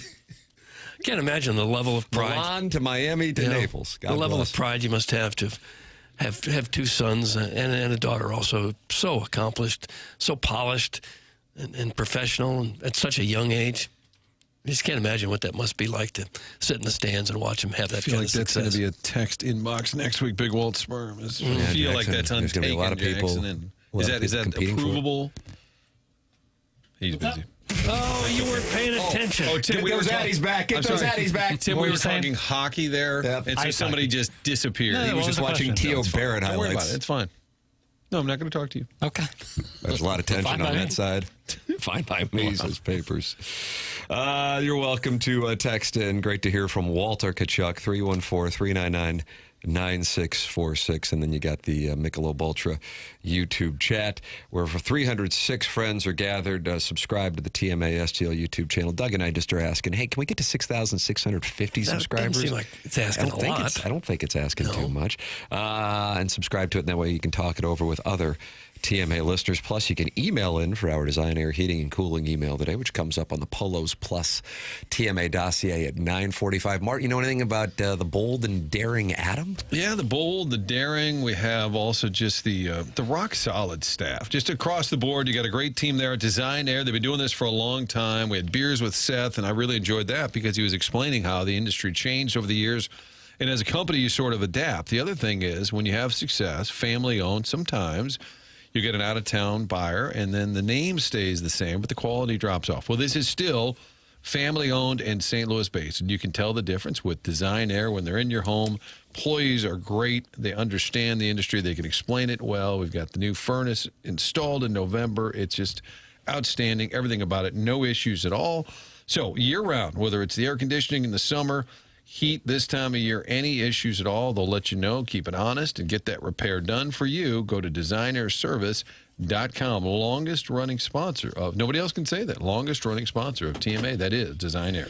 Last year, Bryce Harper welcomed Rob Manfred to the Phillies clubhouse by telling him, come on in and sit down. And sure, if you want to talk about a salary cap, I'll talk it over with you. I remember it differently. No, Doug, you are actually correct. He told them to get the F out of here. That's what I remembered, yeah. Bryce Harper sat down with WIP yesterday, and his prognosis for the short-term future of the game, not good. You will hear what he had to say next on TMA. Jeremy Rutherford at 8:45. Ryan Luechtefeld, the former Billiken, giving us his perspective on SLU's problems here in 2 of the last 3 games with losses. And then we have the Design, Air, Heating, and Cooling email of the day. This show is called TMA. It's presented to you by Brown & Crouppen on 101 ESPN from the Stiefel Studios.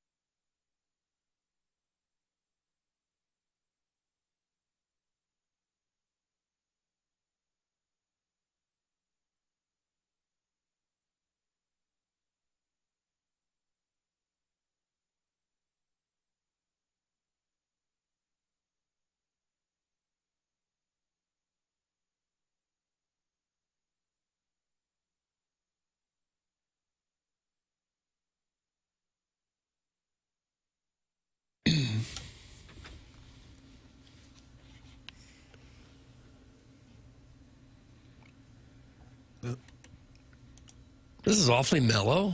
Somber, dare I say. You know what theme this is from? Oh, you cheater. What is it? It's the Rudy theme. Oh, I've never seen Gary Rudy. Goldsmith? Yeah. Never seen I Rudy. mean, it's somebody's birthday. Oh, the little fella. Sean Astin. It's Sean Astin's birthday, yeah. I find that offensive on behalf of us. Out. How old would he be? We gotta guess. Go now. 55. I'll say he's 56 years of age. 54. Tim nailed it. Double nickels. Double nickels. The program's called The Morning After. I'm late back to the studios because, I don't know, Jackson was running into the bathroom, Doug. And I wanted to go in there, and I said, oh, go ahead. Go ahead. And then he brought his newspaper in there, and I just had to stand outside the door. You brought a newspaper into the restroom? I went to read the funnies. Oh, gosh. The funnies. I like that. There you go. You just appealed to some of our older friends in the 636 with that. I like that. Folksy. Yeah, family circus. You're welcome to text in personal attacks at 314-399-9646. That's the Air Comfort Service text inbox. You can call in with them, too, if you want. 314-974-0101. The PolosPlus.com dossier featured Keith Tkachuk with us in the previous segment. Go back and podcast it via the Schaefer Door Company podcast or the TMA STL YouTube channel. Coming up in about 15, 20 minutes, Jeremy Rutherford in studio with us, brought to you by Mark Hanna of Evergreen Wealth Strategies. And in an hour, Ryan Luechtefeld, the former Billiken, is going to give us his perspective on St. Louis University as Doug, watch this, down the stretch they come in the A-10 regular season and then into the conference tournament, and where things will fall for the Billikens after they lose last night to Dayton. A lot of college basketball talk in our healthcare evolution. 7 o'clock hour, a lot of hockey talk here in the Fisher Window and Door Store, 8 o'clock hour. But we're going to take a brief respite because Bryce Harper sat down with WIP in Philadelphia. Is that the angriest sports talk radio station in the country? I don't listen to it. I don't know. Maybe the epicenter for angry sports. Do they got a picnic table? What if they got a picnic table? Great question. They actually go into the broadcast booth. I saw Harper going in there. I saw Schwarber going in there. Is that in Clearwater, Doug? Is that where they are? I believe that is right, yeah. Bryce Harper with WIP. Bryce Harper last year told Rob Manfred to get the F out of our clubhouse, believing that he was going to come in there and make a case for the salary cap. Here is Bryce Harper on the future of baseball following the 2026 season. Gut feeling. Will opening day in 2027 happen on time? Gut feeling. No. Second question. Gut feeling. Will there be a 2027 Major League Baseball season? Yes. I think for me personally, we want what's best for the game. I think I want what's better. Me personally, I want what's best for the game for owners and players as well. And our game is at the peak of where we're at right now with so much talent. It's an international game right now, obviously, with the players that we have. And I don't think we want to lose that. I don't think owners want to lose that. But we're at such a standstill right now with where we are that it's going to be tough to, figure things out in a 3-month span. If you can't figure it out, in a 3-year span, how are you going to figure it out in a 3-month span? Yeah. So I hope we figure it out. I don't want it to go slow. I don't want it to, be bad on both sides or anything else like that. But these guys are attorneys for a reason, and they've gone through all this stuff. I mean, Manfred's gone through it. Bruce Meyer's gone through it. I mean, it's a tough situation for both sides, and Manfred's going to do what's best for the owners, but also I think he wants to do what's right to the players as well to a certain extent. And I think obviously Bruce Meyer is pro player, so I think both sides just really need to calm it down, hash it out, and get this thing done. The players would sit out a full year, though, to prevent a salary cap, correct? I think you should have ask owners about that, too. Okay. I will. Yeah. But you guys would, right? I mean, I don't want to do it for the young guys if I'm not going to do it the right way. Yeah. You know what I'm saying? Like, I think the stepping stone into what guys did for me to get me to where I am, I think I owe that to the young guys in our game as well. So for the next 20 years, 30 years of this game, I owe it to them, now for the Aiden Millers and the, Justin Crawfords and, just the guys that are going to be in this game for the next 20 years. Like, I owe that to them now. Bryce Harper on WIP in Philadelphia yesterday saying he does not expect the 2027 season to start on time. would it be fair, I don't know how you guys took it, to say that he would be willing to sit out all of 2027? He didn't answer it directly, but that is what I took from that. I'm sure he would be. Yeah, he doesn't have any concerns financially. Yeah, he can make his mortgage payment. Yeah, he's not going to have any concern. Won't affect him. But for the guys coming up trying to make it, it'll have a huge effect on those guys. So I don't know if there's enough young guys not making the big bucks to outvote the multi-millionaires at the top of the pay scale to allow the owners to do what they want to do with the game. I don't know. That remains to be seen. It's probably too early to definitively say there's not going to be a season, but it doesn't sound real optimistic either. That he's part of that old guard at this point. It's hard to believe. It's his 8th year in Philly. That just feels like he just went there. He's part of the old guard now. Says he wishes he would have never been in Washington. Would have wanted to be in Philadelphia from the start of his career. Loves the passion. It's another thing that he said this week in an interview. Okay.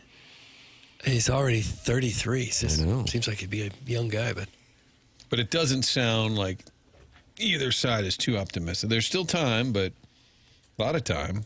But it's hard to even get to the table when you're just so dug in. And he says it's hard to believe that if they can't do it in 3 years or 3 months, that it'll be done soon. They could do it in 3 hours if they use some common sense, and both sides would try hard to see the other side's issue.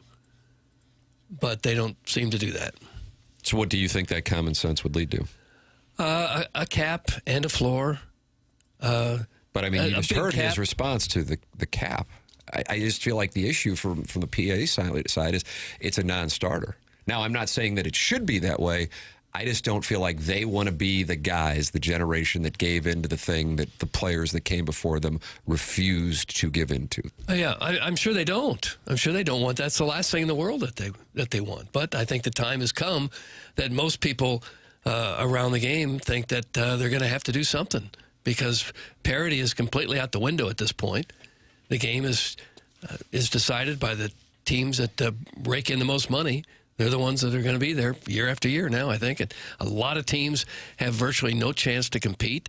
And I think when you've reached that point, and that's where we are right now, significant changes are going to have to be made. I think the time is now to do it. Guys, I like how Harper said both sides need to calm down, and yet he cursed out the commissioner when he walked into the clubhouse last year. That's from the 636. Yeah. Yeah, he was way out of line when he did that. Way out of line. But, again, I don't know how many, if they've got enough hardliners like that to shut down the season for a whole year, or if enough players will say, okay, that makes sense. If there's a salary cap, but it's a big number, we can still get our money. You would think that would be the case. And even if you instituted a floor, but with no cap, like you force teams to spend money, that's not going to do it, because then the Dodgers could still just grossly overpay everybody they want to. Yeah. You know it's gotten bad when most fans side with the owners. That's from Steven Time of the Brothers Time. There's Ed, there's Steven, the Brothers Time. That was Steven. Yeah. I'm glad there's not a salary cap in morning radio. Tim coming due for an Ohtani-like deal. That's from MD 2020. Does he get $700 million? Is that his deal? They love the fans, Yeah, that's his deal, not mine. I'm not signing for that. You'd want more than that. Well, I'm not going to make it public. You want to be the first local $1 billion a year broadcaster? I don't know if I would be the first. There's someone else? Well, it's not what he wants, it's what he deserves. Thank you, Papers. What do you think Jim White was bringing in, Doug? Yeah, the big bumper. Probably 100. He had a boat. He had a boat going up and down the Mississippi. Mm-hmm. Don't sleep on that. Oh, was he on a steamboat? He had some kind of boat. He would go down to ride the Mississippi. Can you buy a steamboat these days? I think he can. I don't think it was a steamboat. John Albel bought the Admiral, and I think he regretted that for about 30 Are years. you serious? Back in the day, yeah. No way. He The was reporter from the Two Fox? Well, he was on Channel 5 or 4 back in the day. He and Dick Ford had that news beat or whatever, night beat, whatever it was. Now, he News was beat off beat or something like that. I'm sorry? Yeah, clip it off. He was... I think he had a partner, but they were the owners of the Admiral, which they were always one of those St. Louis things, right? They were always going to refurbish and fix the Admiral. It was going to be do you even know what that is, Jackson? Wasn't there a McDonald's on it? Well, That was a different boat. Man. There was a McDonald's on the river, And if you were lucky in grade school, you got a field trip. Yes. To go to the McDonald's. Or the Becky Thatcher. You could ride that also. So it was I'll get on the Becky Thatcher, Tim. so it was just a boat that would go up and down the Mississippi. That's the right. Admiral, did they have gambling on there? No, it was just... In its later years, they did. They turned it into a casino. He said he would go on trips on that thing, and then they would throw him down in the brig. They would he they would went to throw him in jail in there. And I was like, well, if it's docked, can't you just get off? It wasn't always docked. It used to be quite the party place back in the day. And it was a vacation spot. It was a great place to take the family during the day. They had games, and it would float up and down the river a while and then come back. In its later years, it didn't go anywhere. I don't think the boat was any longer seaworthy, and it would just remain docked all the time when it was a casino. So where is the McDonald's? A separate boat. down the river. South. Different boat. A little closer to the soon-to-be Shoto's Landing, that way. So let me get this straight. WIP can get Bryce Harper, no problem. And our producer can't even get Walker or Wynn after we were promised that they'd be on. That's from Bobby Big Wheels. I don't think I ever promised anything. And it certainly wasn't for a lack of trying. I wonder if some of those younger guys are a little bit leery of what they might say when they're asked about this. I think Jordan Walker wanted no part of any interview. Did you That have could him on the 2 Fox, Martin? We did have him on the 2 I withdraw. No, I think he did the TV circuit because he knows you have to a little bit, and then just thought anything else is just I mean, I do think he's getting work done. You'd see him with his bag and going to lift weights and all of that, but I think he knows exactly what the question. Okay, how's it go? How's that swing of yours? How many voices are in your head this year? I just think he just wasn't up for anything extra, but not rude ever. No, never. But if you're a young guy, you don't want to be asked, what do you think is the future of the game? Are you willing to sit out for a whole year? Yeah. If you're a superstar opinion leader like Bryce Harper, you can say whatever the heck you want to say. I don't think we asked any players what they thought about No. it. And that was a couple of years ago when the attendance was dropping at Busch. I think there was somebody in on Jordan Walker, and he's young, and they're like, hey, what do you think about the fans not showing up? And he's like, oh, well, we love all the fans. Like, that's not the guy to ask. They love the fans not more. See, that's what it's about, Doug. Big deal, WIP. You had Bryce Harper on. We had Spezio on our podcast talking about fat rails. And we just had Learn on talking about Tim's calves and how hot he is. Doug, that's a recovering alcoholic from Belleville and Webster Groves. Did Learn ever address that issue about your calves? The recovering alcoholic sent me the audio of the clips of the conversation in which she says some comments that I'm having counsel review before the podcast can be released. That's a cock. Okay. So they may have been inappropriate? That's correct. Okay. Well, I'm sorry I brought it up. Yeah. Counsel's reviewing right now.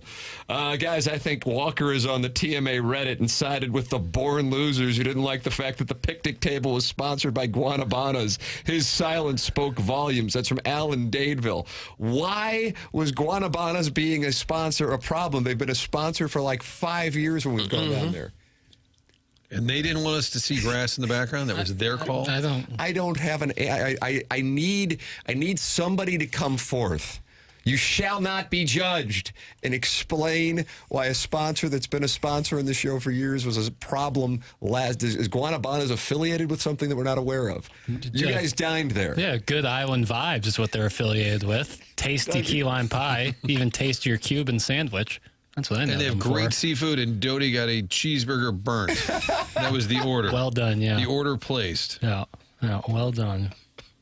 What'd you get that, Papacy? So me and Doug split some fritters, and they were shrimp fritters. 10 nice size fritters. With a nice little side sauce for some dippings. And then also a Cuban sandwich. It was really good. Doug, did you have the Cuban sandwich? I did not. Doug got I had the my fish of the day. Yeah, fresh catch. It was great. Wonderful experience. Really great. We're going to miss a year of Prime, Ohtani, and Judge. Oh, and we'll use a year of Connor Griffin, who the Pirates will ship off with Skeens for a washing machine in 5 years. That's from Carlos Spicy Wiener. Yeah, Griffin had 2 home runs yesterday. Yeah, that guy's 19-year-old I recognize probably a large number of the audience may not be familiar with him, and if you are, God bless. But yeah, he is a force. There's a little buzz about the Pirates in the baseball nerd community. What if Tony was 20 years ahead of his time? Yeah, nobody's playing better. You would get upset because we'd think, all right, after you sweep the Pirates, excuse me? Now they're back, Doug. The Pirates are back. And so are the Dodgers. You see what they've done their first 4 games? And this is always going to tell you what's going to happen during the regular season. They've won their games 11-3, 3-0, 5-1, 15-2.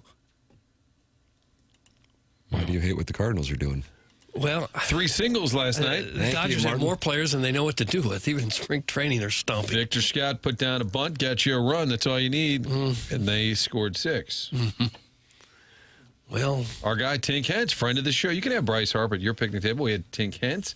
Had a scoreless inning last night. We're rooting for young Tink. Friend of the show. It was Iggy who was saying it wasn't good. That's from Ward Gerbil. So Iggy's mad that Guanabanas was a sponsor? I have a tough time believing that. I can't imagine that that's the case. I was texting with Iggy like 2 days ago. Yeah, I'd be surprised as well. Ward Gerbil, I need you to follow up on that.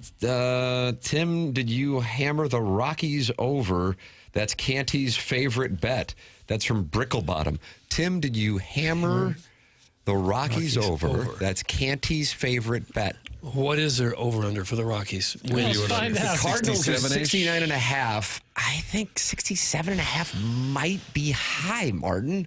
And if it is, Derek Canty is the gentleman that Bricklebottom's making reference to, and he is a wizard. That's where I get my season-long plays, which I think I've hit on papers. I don't recall. White Sox last year. Yeah, I think I've been hitting on. That's where I get my intel. I would guess that the Rockies total, I'm going to go 64.5. All right. Doug, your guess? I'll say under. Well, no, what do you think their win? I'll say I'll say 62.5. Okay. 66. By a wide margin, the lowest win total projection for the Rockies, 54.5. Oh, sweet mother of mercy. The next lowest is the Nationals at 65.5. Oh. They're projecting the Rockies to be historically bad. Because they always say, well, you win 60, you lose 60, and then it's there's the other 42 that will decide your season. They're not even getting that. No, they're not even getting the 60. Last year they won 43. So they covered sweat-free. They finished 50 games out of first. 54.5. It was a fun park. It really was, Iggy. Ward Gerbil's right, Tim. It's from Harrison's brother Master. He might have spotted a hole in the Death Star there. A hole in the Death Star. That's the title of the segment, Jeremy Kern. A hole in the Death Star. I had Good Point Dirtbag, but I can change it. I kind of like Good Point Dirtbag. Good point, Dirtbag. I might need to take some time away because now Manute Bowl eligible, who is a historian of St. Louis media, I believe, in a sense, who used to work at the Post-Dispatch. He said that John Albel bought the Goldenrod showboat. Oh. And then he joked, I believe Betsy Bruce purchased the Admiral, but I guess I don't think so. Maybe it was the Goldenrod showboat. I don't know. One of those old boats down there. Yeah. They used to have dinner theater type shows on some of these Maybe boats. that's what it was. Yeah. And then, Tim, we had a Becky Thatcher group outing at the Doug, old you weren't 590. you weren't at the station just yet, but we were going to go up and down the river, and this is in 2004 or 2005. On the Becky Thatcher. Management and ownership was very excited about it. No spouses, no girlfriends was the edict. Girls are yucky. Thank you. It's a Saturday afternoon. To me, that implied there'd be friends dancing on the boat. I was 26 years old. I was all for it. But I recall the cat going, so I got to hang out with these guys on an afternoon and go up and down the Mississippi River, and I can't bring my wife. It was a really odd, was waiting for me. really odd invitation. And then enough people kind of pushed back and said, no, what is this again? And we'd just kind of all go, just the fellows on the boat. And enough people pushed back, then we got an email, and you could kind of sense the bitterness back. Well, fine then. We're not going on the Becky. You guys didn't want to have a fun day on the river, then never mind. That was essentially the email we got back. They were unhappy that we rejected going up and down the old man. The old man. And then that Frank probably went into, okay, I know Marty and Tim said no, but if you want me to go, I'll be there. Just to make us look bad. All right, Ward Gerbil, Doug, with his explanation. You guys were talking about 10 nice-sized fritters. Iggy texted in saying it was Juno Beach Fish House and that Guanabana's fritters weren't that good. You read, and then Iggy immediately texted back saying he didn't realize they were a sponsor. That's from Ward Gerbil. That part I recall, and I agree with. What somebody texted in earlier a few minutes ago was that they were mad on the TMA Reddit page because Guanabanas was a sponsor, and that's why I asked, is Guanabanas affiliated with some kind of organization or something. And I'm telling you, their fritters were tasty. They were like a jalapeno jelly on the side. I don't remember again. I wish I had some right now. Yeah, they were really good. Email in. Design, Air, Heating, and Cooling email today coming your way at approximately 9:45. That's coming up on your polosplus.com dossier at 9:30. Ryan Luechtefeld will give us his perspective on the Billikens after the loss last night against Dayton. He played at St. Louis University in the 1990s and is a friend of the program. And coming up, Jeremy Rutherford will be in studio taking your two-part questions via the Air Comfort Service text inbox at 314-399-9646. Or the TMA STL YouTube channel and the Michelob Ultra YouTube chat. There's your polosplus.com dossier. I'm in Polos Plus. Jackson's in Polos Plus. Martin's in Polos Plus. And all with different brands, if I'm not mistaken. Martin, you got a Columbia? Is it a quarter zip? And then I got... this is a full. Oh, it's full on zip. Because in here, you got to go coat on like Mr. Rogers. It's cold. It's hot. It's cold. I'm in a crew neck care papers. Yeah, Nike. I got this like lightweight hoodie. Good it's all Polos Plus. Yeah. And I'm working with Andrew Hubbard over there on new TMA merchandise. But what Polos Plus does is creates logoed merchandise for your smaller, medium-sized business. They are a locally owned and operated business owned by Corey Lawson with longtime TMA listener and sponsor Andrew Hubbard running the sales and marketing side. Corey and his family have been serving the local community since 1995. And what Polos Plus does that's so different and so great is offers brands like Carhartt, Travis Mathew, Nike, Under Armour, and many more. And then all you do is you upload your company's logo to it, and then they take care of the rest. I've fallen in love with this stuff. It is truly wonderful. And we're looking forward to working with Polos Plus. And then they're giving TMA listeners 10% off with the code TMA at checkout. 10% off with the code TMA at checkout. Go to polosplus.com and take 10% off with the promo code TMA. If you have any questions or want to talk to Andrew directly, email him at andrew@polosplus.com. That's polosplus.com, promo code TMA. Jeremy Rutherford joining us in the next segment, taking your two-part questions. That's brought to you by Mark Hanna. It's all on TMA 101 ESPN.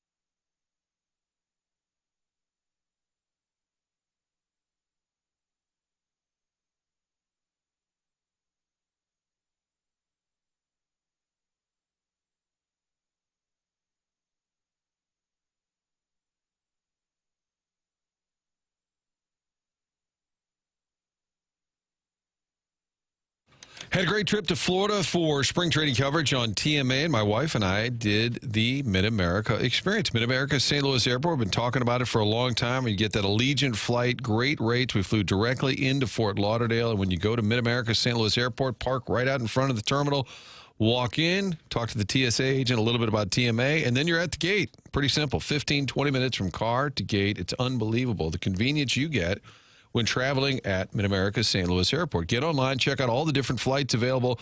So many Florida destinations, whether you're going to Orlando, Fort Lauderdale, down in that Naples area, Destin, they go to Gulf Shores, Vegas, so many great spots. And again, great prices, convenience. That's what it's all about at Mid-America St. Louis Airport. Book those spring break trips. It's not too late. Get online. Find out what we've been talking about. Book now for spring break. Go to flymidamerica.com.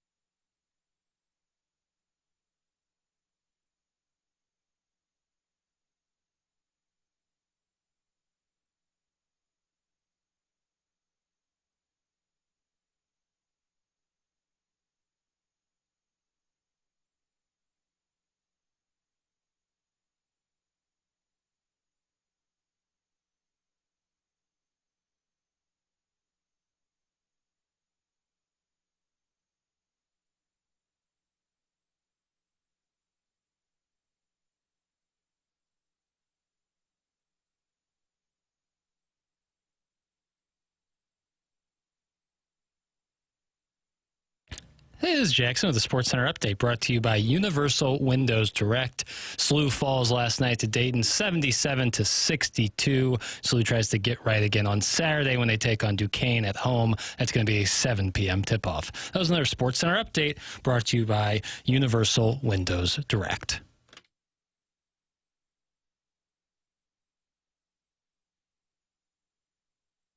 Here in St. Louis, we bring the fight. Bring the fight. Go Blues, hit the groove. Just get you fired up, Doug? It kind of does, yeah. Seeing Jeremy Rutherford gets me fired up. Brought to you by Mark Hanna of Evergreen Wealth Strategies, online at evergreen-ws.com. JR was not with us in Jupiter, Florida last week, but he is with us in the Stiefel studios here on 101 ESPN and the TMA STL YouTube channel right now to take your two-part questions at 314-399-9646 or in the Michelob Ultra YouTube channel. Morning, JR. Morning. I was asking you guys if you had a good time. It looks like you did. It sounds like you did, and it looks like 3 of you got tans and enjoyed the I wonder what he's talking about there. Ouch. He's talking about that. That was a little bit hurtful. Papers is a bronze god this morning mentally after Missouri's win. That's right. How about you that look a little black and gold over there. That's right. My ears are sunburnt. JR, finally the time is arriving. Finally the time is arriving, and you might be talking about the game tomorrow night. I'm talking about the trade deadline. I don't know. That's where I am. Definitely not talking about a game. Yeah, I mean, you know. But before we get into the trade deadline, which certainly will be the topic here over the next, about 10 days? Yeah. Let's talk about what took place at the Olympics. You heard Walter on with us this morning. What's your reaction? And what have you heard from fans? Reaction to Big Walt? Yeah, take your pick. Yeah, Walter. How about that? Is that the first time in his life he's gotten 11 hours of sleep or whatever? I'll tell you what, guys. Marty, you could write the book too. Like, we got to write a book about that guy.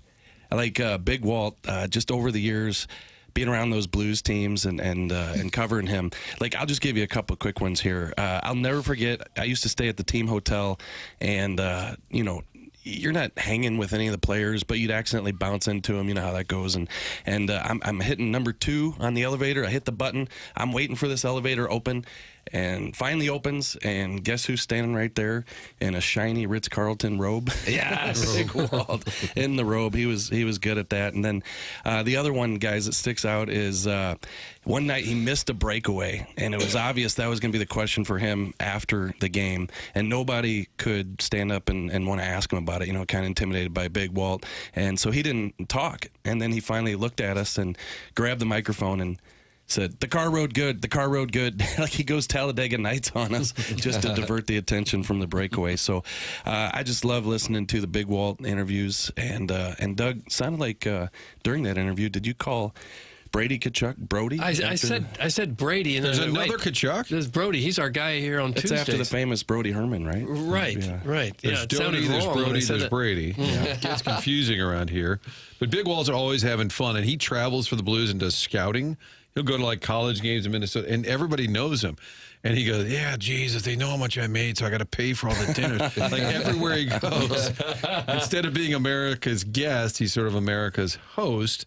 But you knew his kids would be good at hockey. I don't think anybody knew they'd be this good. Not this good. And I think maybe people around them who saw how devoted they were in terms of always watching the game. You hear the stories about Big Walt had to call down to the guys at Enterprise Center and say, hey, can you bring some of that plexiglass out to the house and kind of shore up the windows here? Because, the kids are breaking them left and right. And, you talk to their trainer, John Crash, Ben, over at the Elevated Performance. He does a great job with the training, and he had Matthew and Brady and did a phenomenal job with them. I've seen them over there, so the training.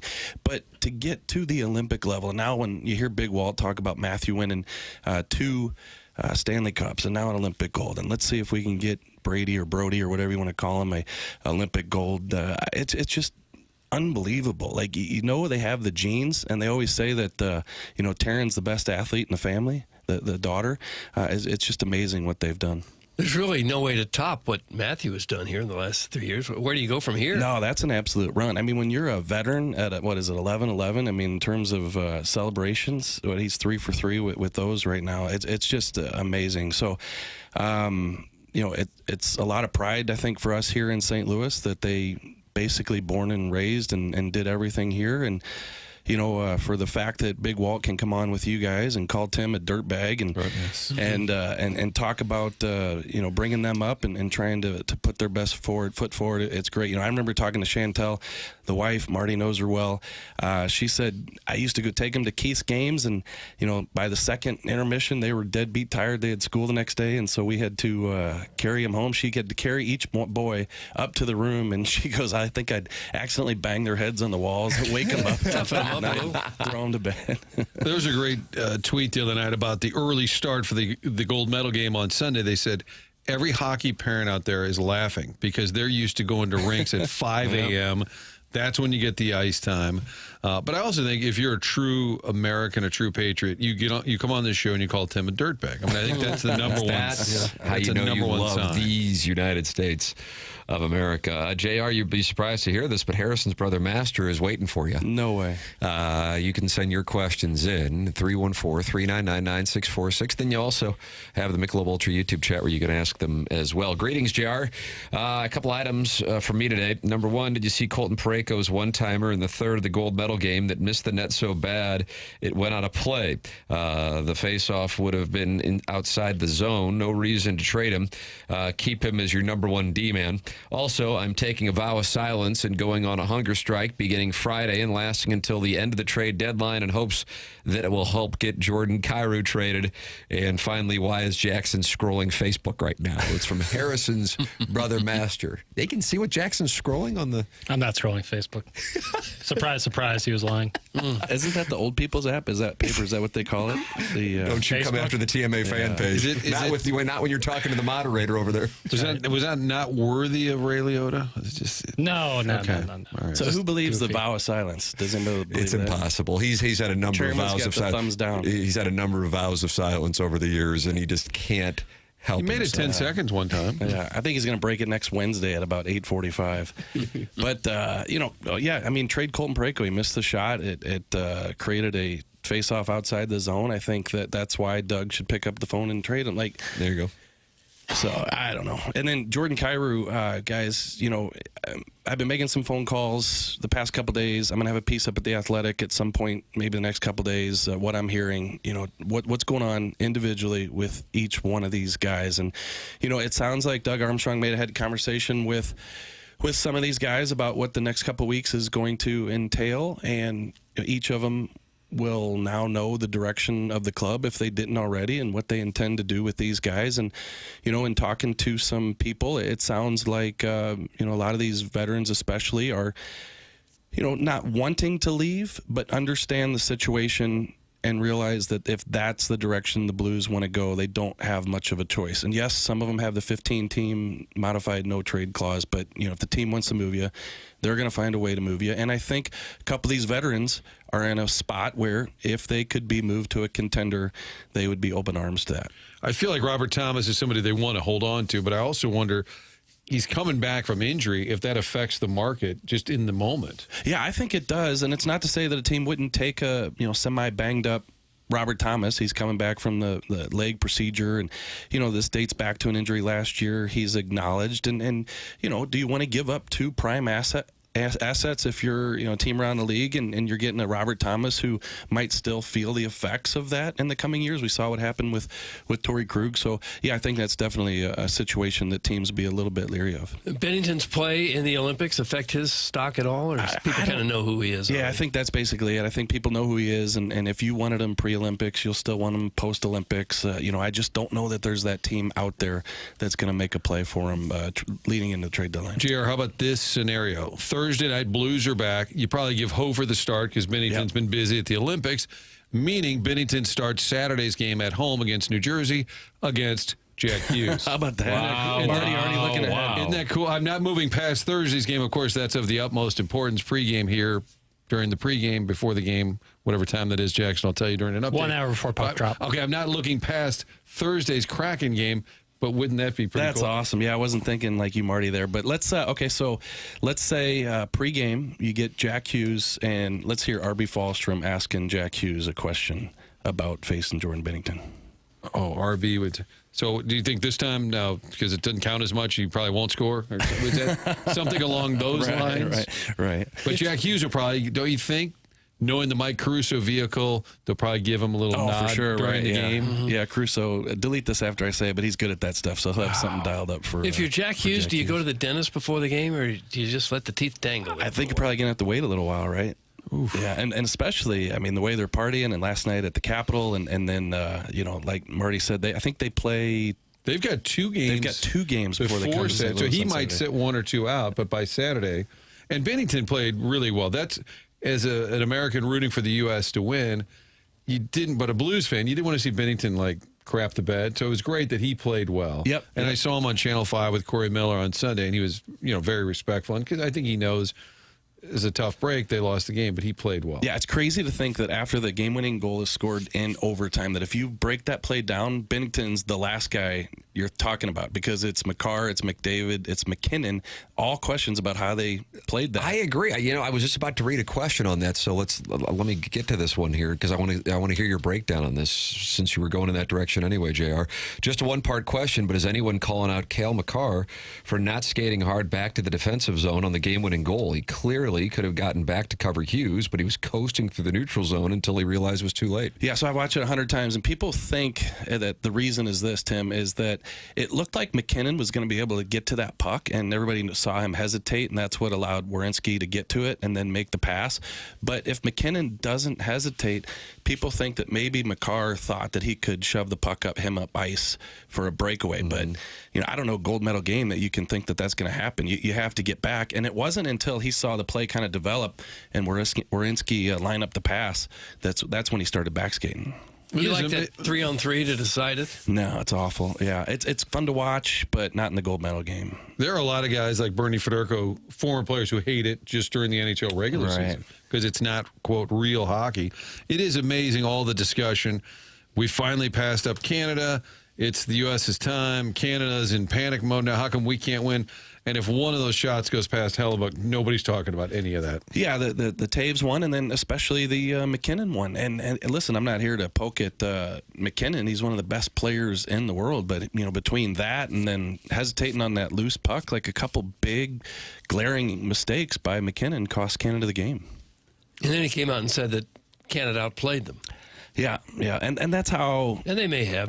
That's how the strong-minded... Anybody just could see who the better team was. Right. Which is essentially, because they certainly, if they had the better team, they wouldn't have lost and outplayed them. Right, I heard your point yesterday, Tim. He's kind of contradicting himself a little bit. Yeah, so, we've all run into the athletes who strong-minded, strong-willed, believe they should win. They do everything they can to win. When it doesn't happen, you come out with something that didn't really come out very well. Multiple questions have come in. I guess it's because of what we saw with the U.S. gold medal run, not asking about Matthew Tkachuk, but asking about Brady Tkachuk. I know that's something that you have been tending to for a while now, so those have been restarted in our text inbox.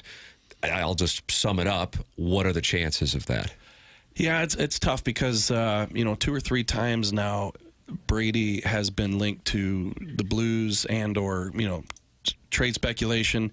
And each time the Senators have come out and said, look, we're not doing it. And I understand it's their job to do that, to put that stuff out. But I really do think they want to keep him. I think when this story is told, at the end of the day, it's going to be, did Brady want to leave Ottawa? And if he does, and he sees that they're not going to be able to put themselves in Stanley Cup contention, next couple of years, he's going to make it known, I'm sure, privately that he wants to move on, and they'll look for a deal. So, whether it's St. Louis or somewhere, it's too soon to say anything about that. But, if the Blues weren't interested, they'd be silly. If Master is going to go on a hunger strike, I pray that the Blues keep Jordan Kyrou. Maybe Karen and Clayton will join the strike, and we can knock out 2 birds with 1 stone. Doug, that's from the old Appleton stepdad, and it's a beautiful morning in old Appleton. Oh, I don't think we want to lose 2 of our listeners that way. You'd be down to 2. Yeah, exactly. It cut us in half. Let's see. The Tkachuks don't want to play in St. Louis. That's from the 618, who has texted that in 5 times, Doug. Is that enough for an appliance? Well, during Big Walt's visit, he was texting in. Yeah. Matthew and Brady don't love St. Louis. You do wonder, and I don't want to put words in either one of their mouths, but when I talked to Matthew a couple days after he decided to go to Florida. I said, hey, listen, it could have very well winded up where you were here in St. Louis. What do you think about the fact that it didn't and you're going to Florida? And he said, let's just say it worked out perfectly. Yeah. So I think there's a lot to it. I think, big fish in a small pond, hometown, can't go out the door, those types of things. It's not that way for him in Florida. And look, he's walking out of a $6 million house and jumping on a golf cart and driving it down to practice. Like, that's what his life is. And, would Brady think the same way? They're obviously super tight and talk a lot, so maybe they would think that way. And Armstrong has answered this several times in many platforms, I'm sure, but he said our offer, which was more prospect and draft pick driven, was different than Florida's, which offered, what does Strick call it, Doug? A hockey trade. Yeah, I don't care for that. Florida was offering more player ready, guys who could get on the ice and play. What the Blues were able to put together, the package, in other words, is one of the reasons that Armstrong feels it didn't happen. Yeah, and I've heard various different packages, and I'm not here to criticize the Blues for not getting the deal done, but you would think, that a player like Matthew doesn't come around often on the trade market. Find a way. Unique circumstances, and you say, okay, not name the price, but what is the price, and we're going to go right to it and maybe exceed it. Yeah, no, I agree with that too. Okay, what could you have done? What is your puke point, as Mike Gersh would say with he and Mo, that you go way above and beyond? Maybe in that scenario, you find a way, because man, that would have been, for him, it's not only at the time it seemed like a great move for Matthew, and then now the way it's played out, unbelievable. Huberdeau, 115 points, right, the year before. So you're right, that package that they got at the time, even though it hasn't worked out for Calgary, was a big deal. The Tkachuks don't want to play in St. Louis, you morons. So stop kissing Matthew Tkachuk's ass. Stop yelling at us. us. 618 Doug, and he's back. And I don't like to be yelled at. Texting it in. So if somebody doesn't want to play in St. Louis, then we cannot be complimentary of their accomplishments, winning 2 Stanley Cups and a gold medal. I just want to follow the logic. Yeah. Well, right now, with the Blues being down, you wouldn't think that it's a real prize landing spot for a lot of players. But things change so fast in the NHL. Florida wins it 2 years in a row. They're in last place this year. Toronto was a great team last year, having a horrible year. Winnipeg having a horrible year. Why does it change so quickly, do you think, in the league? Yeah, it does. I think a couple of things. You get a generational player in the draft, like Bedard, and then all of a sudden Chicago's a place to go. Like, veterans want to go there and play with Bedard and know that that's going to be upcoming. And when you get a player like that, that's when general managers start to say, okay, we need to start bringing in some talent to play around him. So I think that does it. Like, if the Blues finish at the bottom and get one of these top 2 players, a Stenberg or a Gavin McKenna, I mean, that could be the situation here. St. Louis always just fights what Doug Armstrong and those guys have talked about in the past is, trying to bring free agents here. It's tough. Like, St. Louis, unless you're listening to the alumni, is a tough place to sell in terms of bringing that kind of talent here to St. Louis. So you have to build the team, and it takes those generational type players to kind of attract guys. I never thought about that with Winnipeg till last year, Blues playing them in the playoffs, where you're like, yeah, that's a really good team, and they've been really good for a while. And they said the problem is they can't add on because nobody wants to move there. Yeah. And so then that leads to something that we did talk a little bit about after Florida won the Cup. And then you also look at the run that the Lightning had leading into the Panthers run. Is that going to continue to be a dominant state for the game? Number one, taxes. Number two, that's where guys want to live during the winter. Yeah. And that's an attractive thing. Yeah, I can't remember what the percentage was, but we just had, I know, Doug, you like the polls. Yeah, he loves Gallup polls. Gallup polls at the Athletic, the lists, the polls. And, yeah, we asked that question to the players and asked them, does that matter when you're deciding on where you're going and what the contract is? And at least the Blues players that I polled anonymously said, oh, heck yeah, it matters. So, Tim, Florida could be right there in the hunt for a third one if it weren't for all the injuries they've had this year. So obviously it doesn't look like it's going to happen, but they could be, and Tampa's been terrific. JR with a series brought to you by Mark Hanna, Evergreen Wealth Strategies. Mark is online at evergreen-ws.com, and he is getting ready for the final stretch before the trade deadline next week, and then the Blues landing the plane on what has been a stunningly poor campaign. I mean, the hottest team in the NHL from the start of the 2024 season and then winning the President's Trophy is the only team below them in the Central standings, and the Blues are the hottest team, or one of the hottest teams, going into the Stanley Cup playoffs. And, Doug, there they are, the Winnipeg Jets and the St. Louis Blues, both with the 2 goaltenders in the gold medal game at the bottom of the standings. What the hell happened? I don't know. It just turns around so quickly. It really does. I don't know what the hell happened, to answer your question. I don't know. I don't know what the hell happened here. Fair question. But he knows John Auble was on the beat-off beat. Yeah.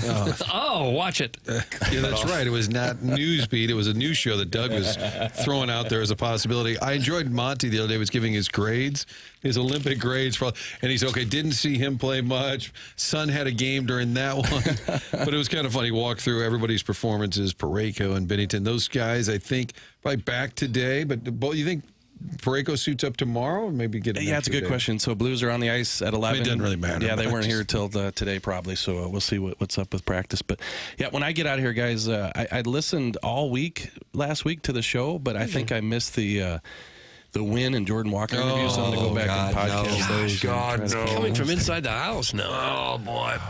I promised a Molina visit. We got it. Benji was there. That's right. Jackson, would you like to defend yourself? Jax, I love you.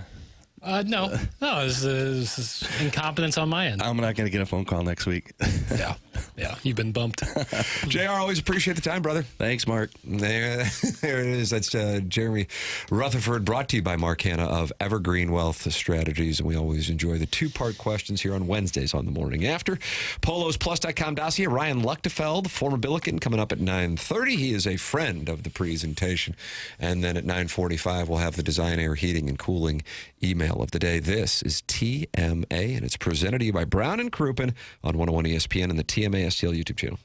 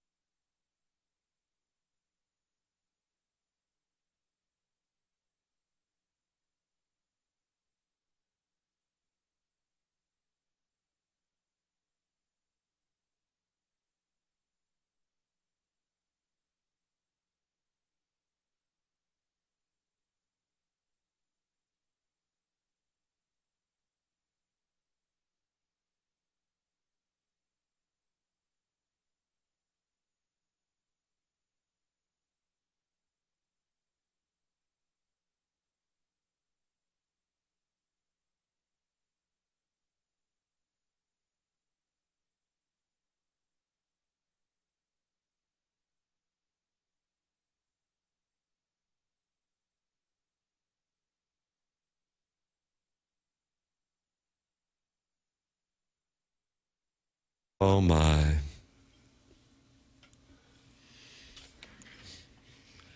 A little perspective for you here, huh?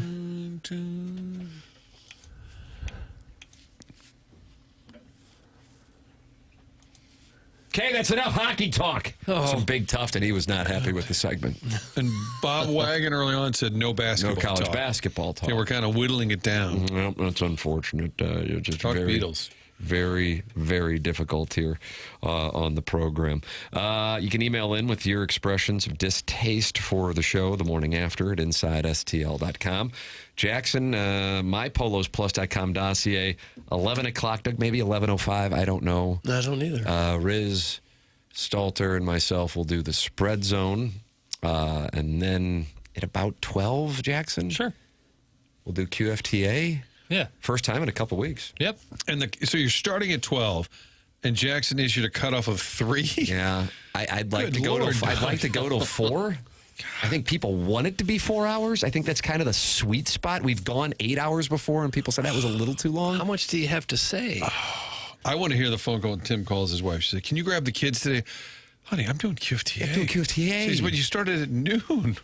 God almighty. What are you, Ted Koppel, just going over the break?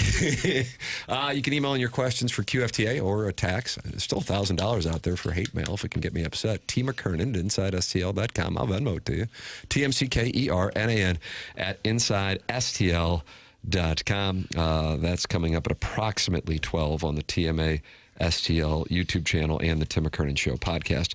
Happy Wednesday, guys, and have a nice afternoon. That's from Lisa. Oh, That's a nice sentiment. That makes me feel use better. some more of that. How about that, Jackson? She's a gem. See?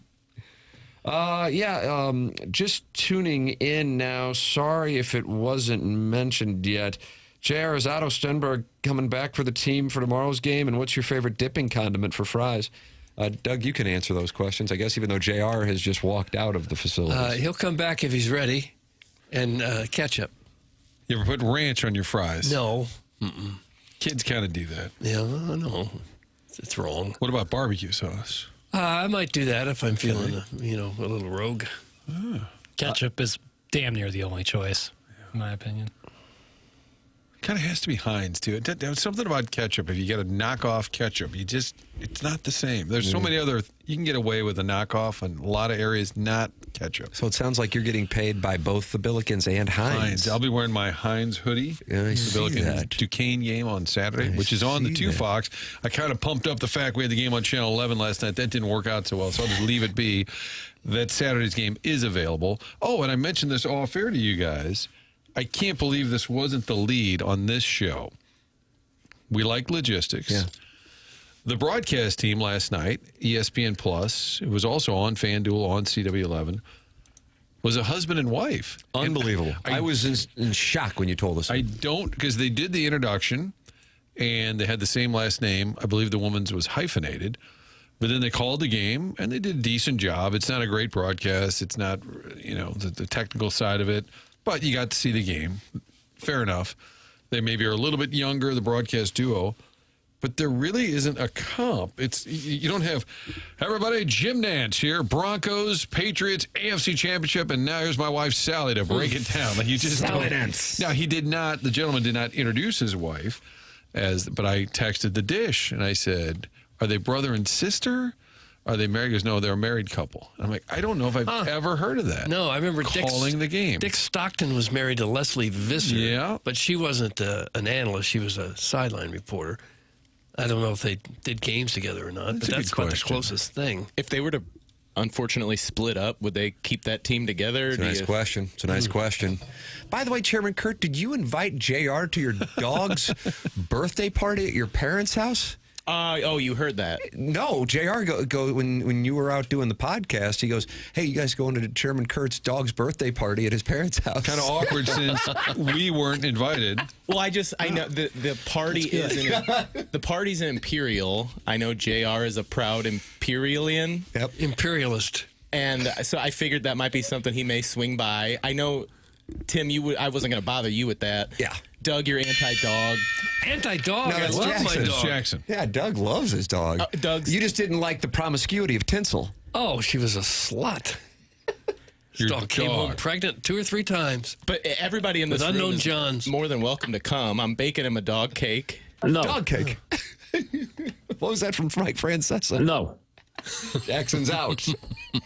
Okay, so Mark, it looks like it's all on you. So I haven't been eliminated from this guest list yet. Think you can make a story out of it? Will there be food? Oh, please make a story out of it. What's that, Doug? Will there be food? I can come up with some eatins. Okay. So is it going to be a party with no food? Wow, what a great invite. An Imperial? Well, I need to know the guest Bring list your own before I start food. figuring out the food. That's fair. Yeah. It's fair. You got to get size. So is there really? So there really is a birthday party for the dog? It's a party might be a little bit of a strong word. We are gathering. We are gathering to celebrate 12 years of Monty today. 12 years. 12 years of Monty. Huh. And what's that in dog years? What's the math on 84. that? 84. 84. 7 years, huh? Wow. Yeah, that's getting pretty. It's a larger dog too, right? Yeah. He takes after his dad. Wow. Oh, for heaven's sake. So JR was invited. Tim, none of us were. Yeah. Okay. A lot of tension in the Now it's too late. studios. Now, even though I want to go, now out of protest, I'll turn down. You're hurt. I kind of got the vibe that some of you didn't cross over into the Jefferson County territories. How is it? Okay. What's at Kenny Wallace's house? Is that? It's not far from there at all, Okay. actually. Okay. Come on by. How big they're is not Imperial? impressed that you are having a birthday party for your dog in the Air Shocker. Comfort Service text inbox. I'm shocked that KG is single. That's from the mayor of Burkesville. Tim must strictly hire people from the circus to work for him. There is no other explanation. That's from Stephen Time. He is of the brothers' time. Circus? God, dog people really are the worst. A party for a dog, touch a naked woman once. That's from Beer Cats Doug, and he enjoys Hot Wife Autumn. Is that right? I believe so. She's down in Hear it Crystal out, City. home slice with the dice. What? Sharon and Clayton is in, though. I figured she'd like to go. She's a proponent of my relationship with my dog. Chairman, I'd totally crash and bring gifts and food if I were in town. Celebrate that worthy pooch. Happy birthday, Monty. That's Sharon and Clayton. Look at that. Yeah. Are you in an alliance now with Sharon and Harrison's brother Master? Harrison's brother Master, absolutely not. But I've always been a fan of correct Sharon. answer. She's always been on my side. Well, she's going to miss the party, though. Doggone it. I'll FaceTime her in. Okay. Why don't you just send me a couple of clips after the fact? Oh, yeah, we're gonna have a camera crew. And, You getting the dog a present? no, I give him everything he needs on the daily, just the cake. Okay. I barely celebrate my kid's birthday. Who throws a birthday party for a dog? Doug, that's from old Dusty Spunk. There's just so much unhappiness out there. I can't believe it. I mean, it makes me happy, and that upsets It makes them. you happy that they are sad. No, my relationship with my son, dog, makes me happy. They don't like that. I just don't want to see anybody else happy. Well, who's your daddy? Said, what time's the party, Chairman? I'll swing by with his pup. How about that? Now people want to swing by. Who was this? Who's your daddy? Are you doing some text inbox history? I think he's would be okay. His last text said, didn't realize Martin was a ketchup elitist. It's true. Heinz only. People don't understand when your text comes in, the previous 8 to 10 texts are usually visible unless you like to write paragraphs at a time. And somebody wrote something in yesterday and I see it and my eyes go up about 8 previous texts and it says, Martin, you're a tool. But it was from last Tuesday or Wednesday. So I don't get the reference point, but I was intrigued. I can't stand this team. They got no balls.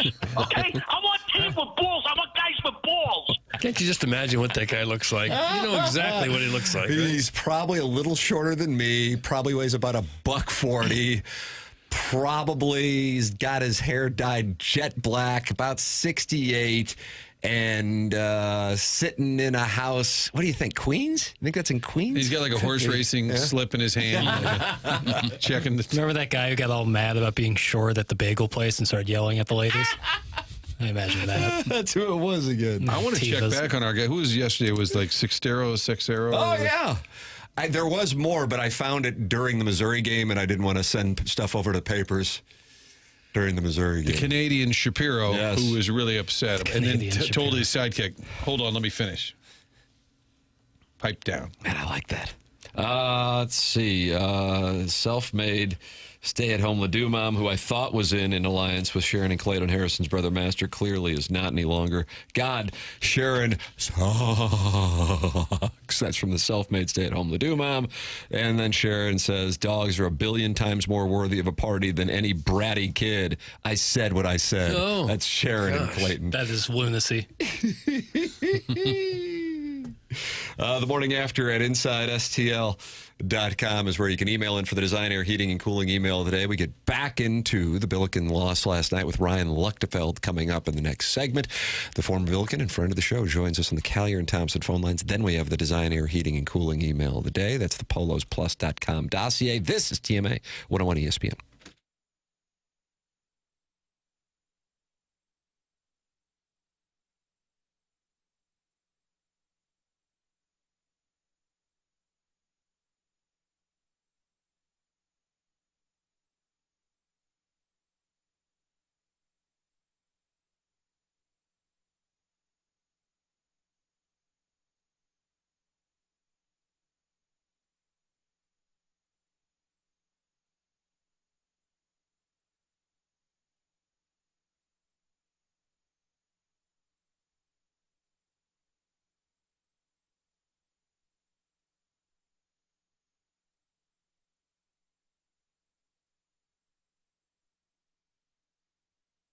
Roof Restore is a locally owned business with decades of experience in the roofing business. Roof Restore treats and maintains existing asphalt shingled roofs, adding up to 15 years to the life of your existing roof at a tiny fraction of the cost of a roof replacement. So how can you find out more about Roof Restore? You go to notanewroof.com. That's notanewroof.com. Or you are welcome to call them at 314-279 Roof. For many Americans, your largest asset is your home, but then your biggest exposure is if you have a need for a new roof. Well, now you can take care of it, and you can do it at a fraction of the cost of replacing your aging roof. That's notanewroof.com, where you turn down for a new roof by your insurance company. See if Roof Restore can bring your existing roof back to like new appearance and performance at a fraction of the cost of replacing it. Visit notanewroof.com or call 314-279-ROOF today to see if your roof is a candidate, and save your roof and save your money.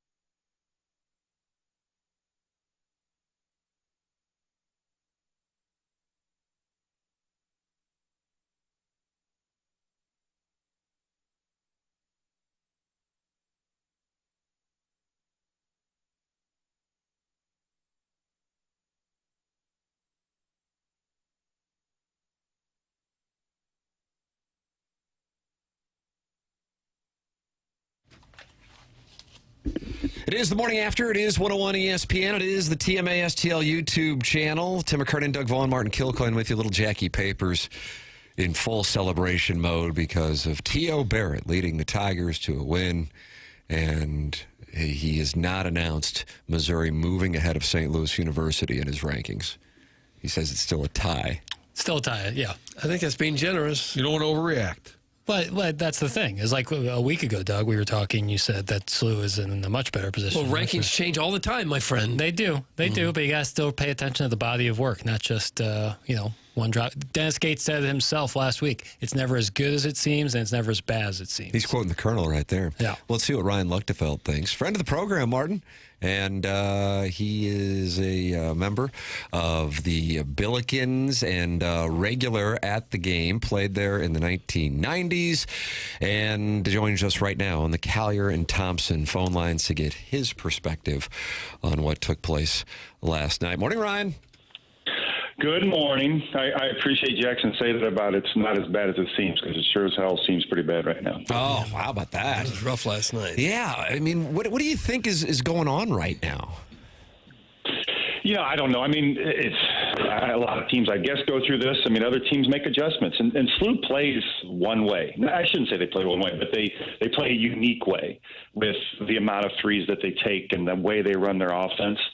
And for the first, 2/3 of the season, people couldn't figure that out. And it seems like recently teams have figured out maybe a way to combat that, and it hasn't gone well. And I'm sure SLU will make adjustments and come back strong, but it sure as heck didn't look good last night. I know coaches don't like to mix up their lineups too much. You don't want to look like you're panicking either, but we talked about it earlier with what Thames is able to do, which is to get to the rim, and if they're going to extend their D to the perimeter, I wonder, do you think they would entertain the thought of starting him? Well, they did in the second half last night. It's certainly something, if teams are going to do that, him, Deion Brown, Quentin Jones, like people that can get to the rim should have a clear lane to the rim. And that was evident in the second half of what Thames did. I know Quentin Jones had a great drive to the rim where he dunked on somebody. And maybe that's the adjustment, I mean, in the second half, they were better last night than they were in the first half.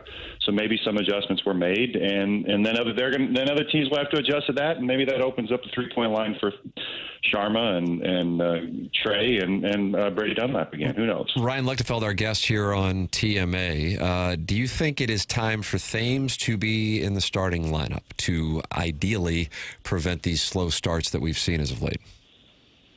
Oh, he certainly gives a spark. I mean, I would say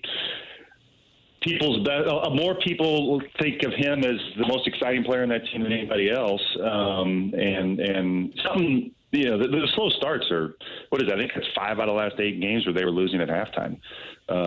So I'm sure they're thinking of everything right now. Not that it's panic mode, but it's getting close to panic mode. I mean, there's only 3 games left, and I don't know how many more of those you can lose and still be in the tournament. So seems like they have an issue stopping the other team's big man too. Letang ate him up last night. What are they going to do to combat that? To stop a 7-footer inside? I mean, they don't have the guy that can do that. That can really just stop him. You gotta get ball pressure, and they've been good with that. That was like when I played, and way back in the day, when the ball went inside, Spoonhour was mad at the guard, not the guy guarding the guy inside, because it's that ball pressure that makes that pass tougher, makes the big catch it where they can't do something with it. So when you're not big, and SLU's not big, that's what you have to do. The guards have to make that pass a lot tougher so it doesn't get to where it needs to get for that big on the other team to score last night and get fouled. All right, it's a little negative right now. Let's go back over the last month or 2 months. How much fun has this ride been? How much reconnecting with former players have you had going on? Because I feel like it's engaged really the whole fan base. Yeah, and even people that weren't fans before. I mean, I know one of them that's sitting right there with you that's become a fan, that I see at all the games. What are you talking about there? I think you. What? Kurt's dog? So no, it's certainly fun. The buzz, you walk around, you go to the gym, you go wherever it is, and it's certainly one of the first things people want to talk about. it's always been one of the first things I want to talk about. So if somebody wants to engage me about that, I'm all for it. I'm curious. We asked Chris May this when he was in studio a couple weeks ago. I mean, the team in 2014, right, was a 5 seed. Am I right? I always feel like I messed And then they that got up. nicked by Oregon. No, they were a 4, and Oregon beat the 5 as a 12. That's right. That's what it was. And maybe I'm missing it here, and I'm curious if you can take yourself back 12 years, but I don't feel like that team captured the market like this team. Number one, do you agree with that premise? And then number two, if so, why do you think that is? I think it's a couple of things. I don't disagree. I think what you said is dead on.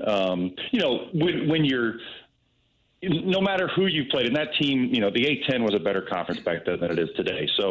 But this team, to go on the run that they did, to be whatever it was, 24-1, that catches people's attention no matter what schedule you play. I also think Coach Schertz has a big say in that. I mean, the guy's as likable as can be. I think, Tim, you and I talked about this. Like he almost combines the basketball knowledge of a Rick Majerus with the personality of a Charlie Spoonhour, and that's a good combination. So I think that's a big part of it as well. And then the way they play. Those teams were great, but they didn't play like this team does. The uniqueness, the just scoring in bunches, that's exciting to people. So, yes, I would agree that this team caught people's attention more than those teams back then. You say the A-10 isn't as strong as it used to be. You think it's time for the Billikens to try hard to get to the Big East or some other conference? Well, I don't. I think I don't have any inside scoop on that, but I think they've been trying hard. I think that's been brought up before. I think they'd love that to happen. And I think, like I said, I don't have any inside knowledge on that, but I mean, it's something you got to look into. No offense to the Duquesnes of the world, but if UConn is coming in here, people are a heck of a lot more excited. Or Marquette. Yeah, of course, Marquette. Nice win over Georgetown last night, Yeah, Martin. big first road win of the season, and it's almost March. Not a good sign. Were you Great Midwest, your era there, or were you Conference USA? We were Conference USA, which I think started like my first year, like Highmark and H. Wellman and Claggett. I think they were probably 2 years or maybe 3 years in Great Midwest, 1 year in Conference USA, and then we were Conference USA through. Yeah, Clags is still the all-time leading scorer in the Great Midwest, which will never be broken because the league is gone. You and Larry Hughes went to the tournament in '98. Did you beat UMass in that first game? We did, and then we got nicked by Kentucky in the second game. Oh, was that like a 1-point loss, 2-point loss? How embarrassing! Kentucky. It was not close. I think I told somebody this the other day. I remember before that game, I'm sitting there, it's like, why not us? Why not us? Let's shock the world. Why not us? And it took about 2 minutes to figure out why not us. Dadgum, look for you. Why not us? Look over there. That's why. Look at those guys down there. Those guys are better than we are. That's why. And it's a rule, if you're from Oakville, you're named Luechtefeld, you have to go to St. Louis U and play basketball. Is that correct? State law? It's been so far, yeah. But it's been a while since one of us has been there. Dad and brother, because it was halftime of the Dayton game. They brought out all the former players that were there. And it was, I believe, right, your dad, your family. brother, the whole crew. My dad, my uncle, my brother, my sister, and myself. All five. How about that, Doug? How about that family tree? Quite a fun. We've got Oakville Love coming in here fast and furious. Beer Cats, Doug, as you know, proud native. Yeah, he's from there. He's got a two-part question here for you, Ryan. I don't know if you're taking them. Who wins between SLU and Mizzou? Whoopi Burkett thinks Mizzou would mop your squad. And part two, Oakville at Sparta tonight. Who you got, Doug? There it is. That's a two-parter for Ryan Luechtefeld. Boy, these both questions that I'm sure everybody wants to hear me discuss. I was going to bring up the Dairy Queen there at the exit, Oakville exit. Oh, is there a good Dairy Queen? Yeah. I like Brazier. Did you guys for the hen house even, Martin? Yeah, the hen house. You and I have discussed the hen house. There's a hen house over there? Pony. There used to be. Nice. There used to be. No, the SLU Mizzou thing, like, I mean, the last couple of games has not spoken well for this. My thought was, I watched the Mizzou Texas A&M game, and because that Texas A&M plays a lot like SLU, if I'm not mistaken, right? And I thought SLU was a better version of Texas A&M, so therefore I thought SLU was better than Mizzou. Now, the last week or two, maybe I'm wrong in that assessment, but we'll probably won't find out who's better. I could say that. Yeah. A lot of it just comes down to who's hitting the shots. I mean, a team looks pretty good when they're launching threes and making them, and they look pretty hapless when they don't go in. No, 100%. My dad always said that. He's like, man, offenses look very, very good when the shot goes in. When it doesn't go in, you can do the exact same thing, and the coach is an idiot if it doesn't go in. Nature of the beast. I would imagine they will still have a big crowd as only 2 home games remain Saturday night. Duquesne and then Loyola for senior night. Then they wrap things up at George Mason. He's still planning on going to Pittsburgh for the A10. Still planning on it. Don't have tickets yet, but still planning on it. The last week has been frustrating, though. But, yeah, we're still planning on it. Even my father, my 85-year-old father, might go, which would be fantastic. Nice. So, yeah, we'll see. Like I said, I'm not 100%, but still planning on it. Ryan Luechtefeld, former Billiken, friend of the program, giving us his perspective on the state of things here for the Billikens following last night's loss, but still in the top 25 in the NCAA net rankings. Ryan, appreciate the time, man. Thanks for joining us. Thank you, guys, and have a good day, and roll Bills. There he is. That's Ryan Luechtefeld with us here on the Collier and Thompson phone lines, giving us his perspective. Jackie Papers, do you want to respond? I mean, you were called Whoopi Burkett by Beer Cats. Any other? Look, he was clearly never seen Ghost. It's a fantastic performance from Whoopi Goldberg. But Figured you'd like her. Well, you know, people like what they about like. Sister Act or Sister Act T? Sister Act's fun. Yeah. Sister Act's fun. But I never said that Mizzou would mop the floor. I've actually said the opposite. I've said that I think any given night either team could win. I think they played 10 times. It might go 5-5. And Tim called it a quiche party? Yeah, Lorraine. I mean, yeah, it might be like it's sounding like I'm being safe, but that's my honest assessment of both teams. The Billikens matched their season low of 5 3-pointers and shot their lowest percentage of the season beyond the arc. To get to 5, they needed 2 from Dion Brown and 1 from Thames. Not usually your sources, Martin. The open look slew typically creates were taken away by Dayton. It was the first game this season that Green, Sharma, Dunlap, and Jones were unable to make a single 3-pointer. So that was the business model that Anthony Grant challenged his team to enact last night on defense, and to their credit, the Dayton Flyers were able to do it. And so the volume wasn't there, and therefore the makes weren't there, and you saw the problem they get into. I'll be curious to see if Thames is in the starting lineup on Saturday. That's something that I will be curious to see. I think that could be a way to make an adjustment because he forces defenses to collapse and guard the basket, and that would create the open looks. But Josh Schertz has had to have a reason for not having him in there to start. But McCautry's been struggling, too. I mean, I feel like it started because of his minutes being managed. But then he was out there 28 minutes last night. I know, but I feel like that's how it evolved this year. Like, coming off of last year, we had the cramping issue. He couldn't play. And then they kind of wanted to manage his minutes, so then it became a thing. He's a spark off the bench. He's the perfect guy to bring in. So it kind of like decided itself because I think they wanted to manage his minutes.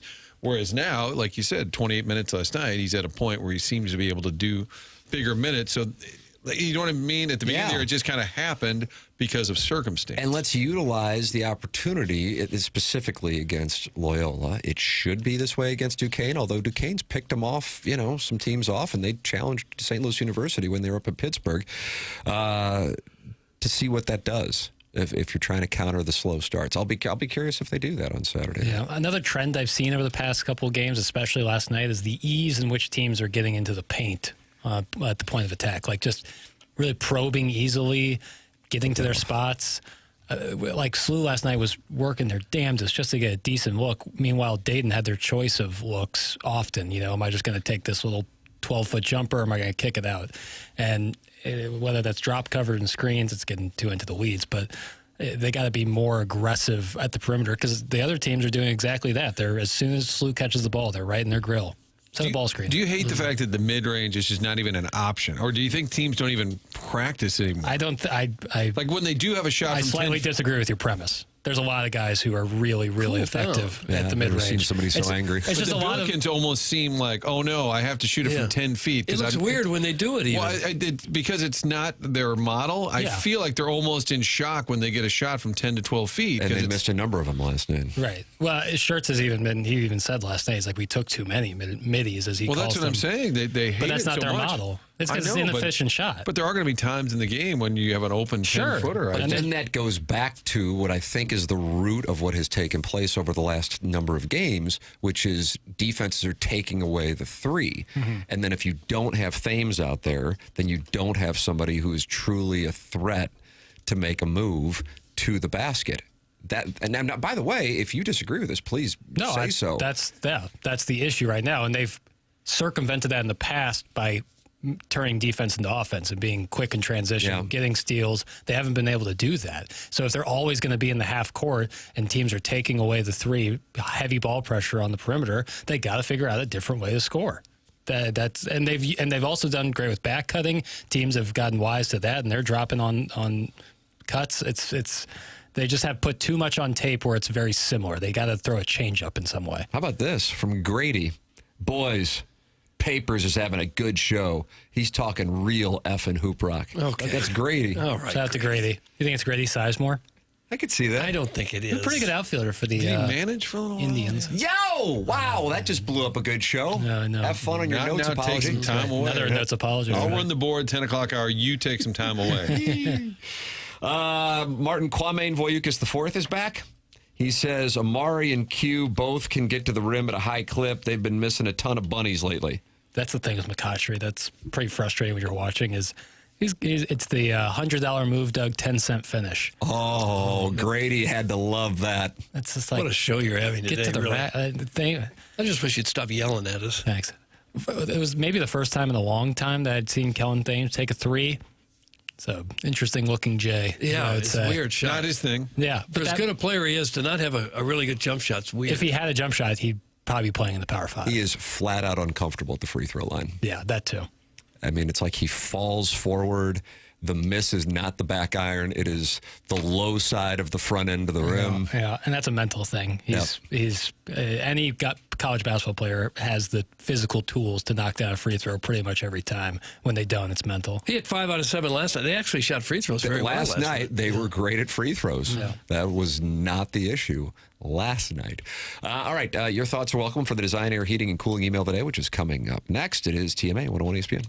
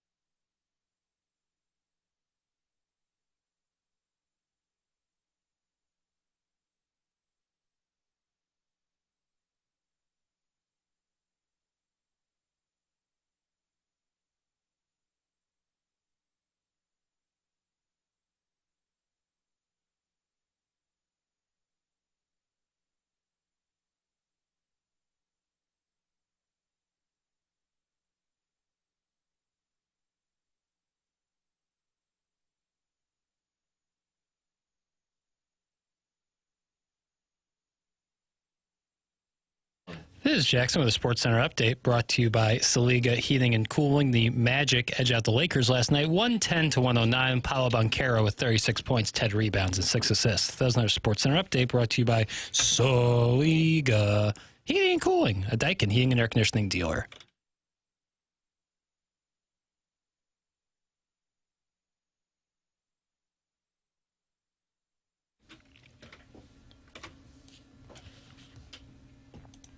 Doug, I want to do a thing with you.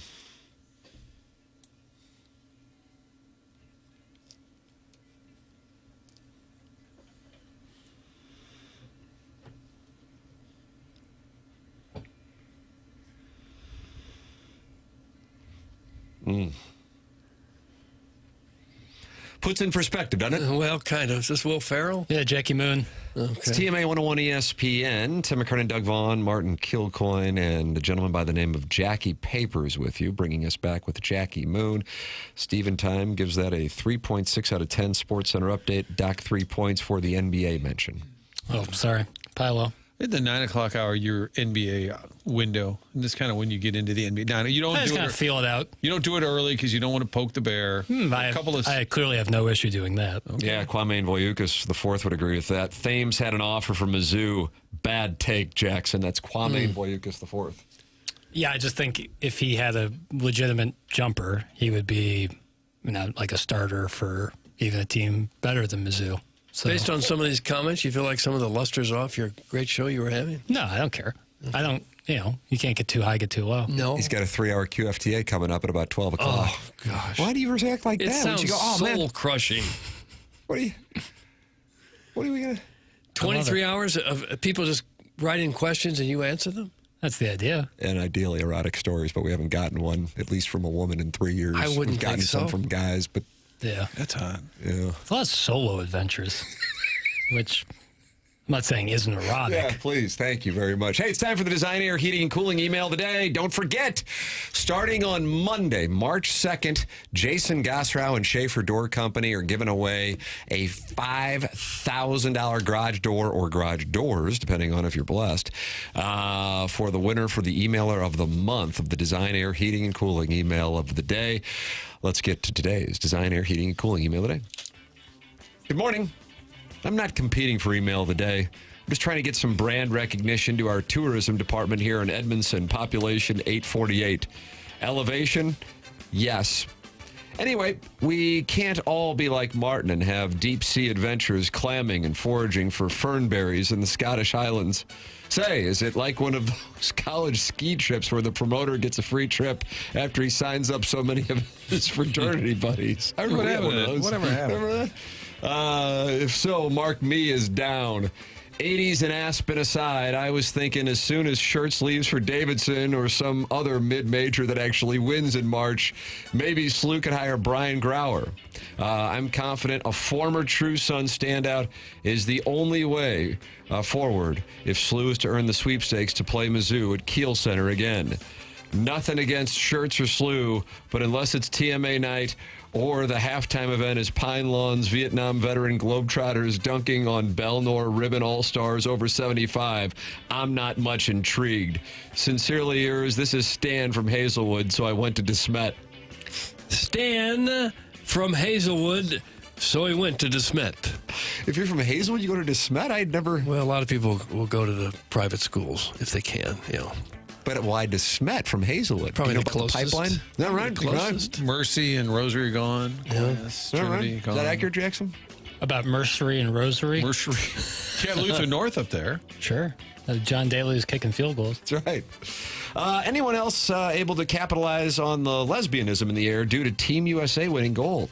Oh, I didn't know that was going on. It wasn't. Well, maybe when the women's team won. Yeah, me neither. I would have to imagine that all the hot 20-somethings would be definitely exploring their sexuality to celebrate Team USA. I know you ladies are listening to this show. Please reach out to me or Tim if you are ready to explore. That's from Haven't Seen My Ween Since 03. Oh, I'm not going to repeat that because it'll get played back on a loop with me no, I saying promise I won't. Yes, you will. Just say it. I just promised. Haven't seen it since 08, did he say? 03. Yeah, Since the 03. financial crisis. Yeah, well, a lot of people are dealing with that. Parties, Truth time, features. boys. Did you just talk about Hardee's? He was big on Hardee's futures. Hardee's futures. Yeah. Carl's. Truth time, boys. I wasn't always balling this hard. I was once just O'Fallon, not yet christened Bro Fallon. No, once upon a time, I was a lanky, good-looking lad, lost in his early 20s, searching for meaning, searching for love, searching for purpose.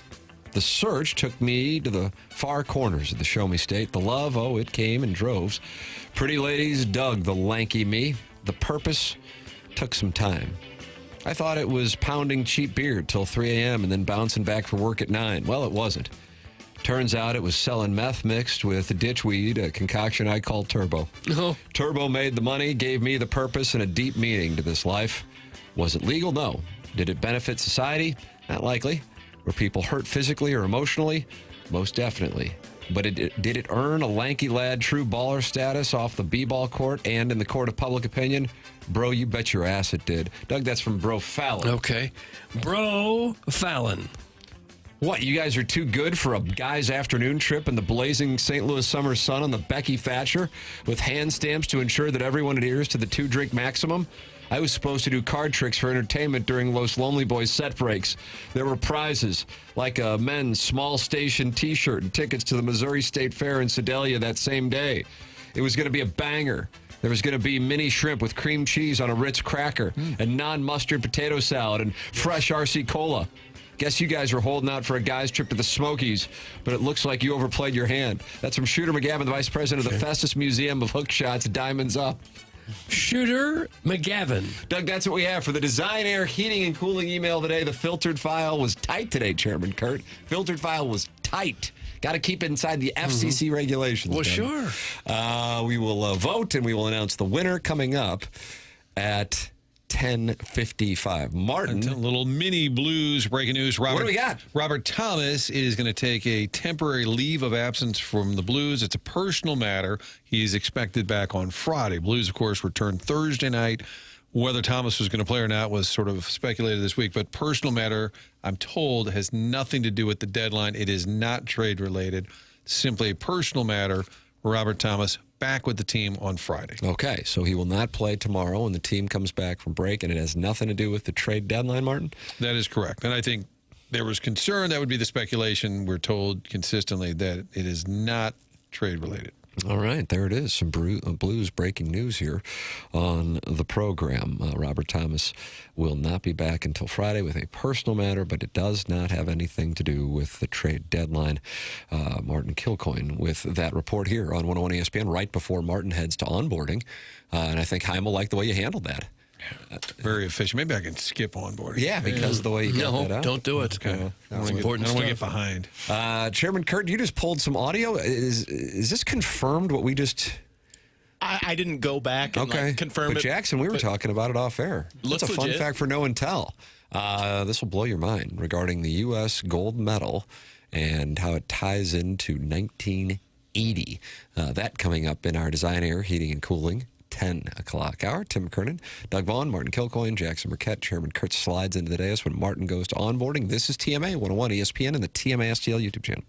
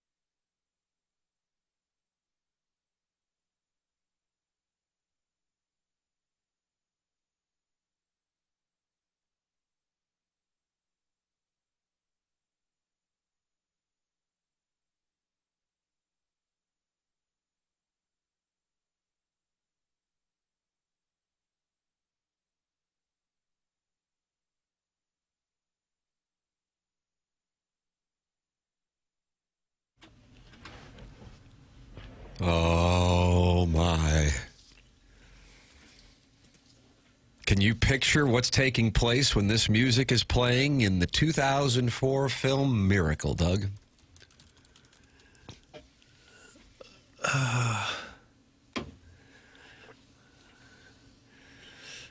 They're not just skating forever after a bad performance. I cannot. I've seen the movie a couple times, but Jackie I don't know Papers, exactly what you was happening. own and operate a podcast called Movie Boy. 50-50 with Gareth? It's mine. Oh, wow. Yeah, my podcast. Gareth just comes on a lot. Better talk to somebody than nobody. So what's happening right when this music's playing? I don't remember. Well, don't snap at me. Chairman Kurt, do you? Is this when Coach Brooks dips down into the bowels of the arena and kind of quietly celebrates? If I'm not mistaken, the music begins when he says, "Great moments are born from great opportunity." And it plays throughout and reaches a crescendo when all the boys get up there on that Olympic platform together, which they really did do in 1980, by the way. And this is the music at the outset? But they wouldn't have done that after the win against Russia, right? They would have done it after the Finland game. That's right. Yeah, that makes sense. Great flick. Well, we've got a little clip here that is going to blow your mind. Tying in what took place Sunday to 1980. And Jackson, owner, proprietor, sole proprietor, by the way. Right. I was corrected. I thought it was a partnership, but it is not. No. Although if I'm Gareth, I'm asking for equity. That there was indeed a player cut right before the boys headed to Lake Placid in 1980. Doug, you want to guess what his name was? Well, I have a feeling I know at this point. I don't want to ruin it for the audience. Jack Hughes. Right. And this podcast here, this is a clip that was playing on, Doug, it's Dr. Locke's Instagram account. You ever follow Dr.? No, I don't. Jackson follows Bear Down and bets whatever Bear Down says. He's been cold. I haven't bet him in a while. Hate to do it. Take a listen to this. Chairman Kurt, there was some profanity, but you were able to tend to the profanity. Took care of it. Because I'd have to explain that to my kids. Take a listen to some of the tie-ins here. It's going to blow your mind. This has to be one of the most unbelievable things in sports history. What if I told you that Jack Hughes' goal was 46 years in the making? What if I told you that Jack Hughes was cut from Team USA? This is insane. Now, Team USA wins gold on the 46th anniversary of the Miracle on Ice. It's absolutely mind-blowing. Everyone knows the movie Miracle. Look, you know Miracle? Oh, yeah. Do you know what happens in the 51st minute of Miracle? Something absolutely crazy. Nothing to see here, just the boys practicing. Just the boys out there getting ready for the Olympics. Unbelievable movie. Best movie of all time. Now, right there, can you tell me the name that was just cut? Did that say Jack Hughes? Can you tell me the name on the tape of the locker being ripped off? Jack Hughes. Who was the man who scored the game-winning goal 46 years later? Jack Hughes. Jack Hughes. Oh. This is unbelievable. What in the Sim is this? I could have swore this was AI. They didn't cut Jack Hughes. They delayed Jack Hughes. This all started with Jack Hughes and it ended with Jack Hughes. Jack Hughes walked so Jack Hughes could run. If this doesn't give you full-body chills, I don't know what will. Jack Hughes, born 1957, Somerville, Mass, played hockey at Harvard, came this close to winning gold. Jack Hughes, born in 2001, Olympic hero, gold medal winner. Right out of Back to the Future. It's unbelievable. Doug, how about that? Are you getting full body chills? Well, not really. I don't want to say it. What? To me, it's not that crazy. Oh, Jack is an unbelievably popular name. Hughes is a very popular name. Yeah, he's cut from the 1980s. A guy named Jack Hughes, no relation to the guy who actually scored on Sunday. This guy thinks we're living in a sim now. Again, like if it was a very unique name, I would maybe think like, oh, that's kind of crazy. But the name Jack is really common. Hughes is a pretty common surname. I don't. I think you're off on this. I think it's a cool little nugget. Full body chills. But the combination of both names being exactly the same and having such a I think it's cool. I mean, if it was John Smith, it would still be crazy just because there's so few people that play for Olympic hockey. No, I get that. Maybe I'm off. I thought in the movie Ralph Cox was the last guy cut. Yeah, Coxie. And he had a peach fuzz mustache. I think so. The video that goes with this is helpful too because they show the scene where they're ripping the tape off of the recently cut player's locker. So I think it's cool. I think this podcast clip oversold it. Gavin has a great voice. I'm not denying the talent of the chops. I just maybe a little oversold. Yeah, Jackson Hughes is a popular last name that people choose all the time.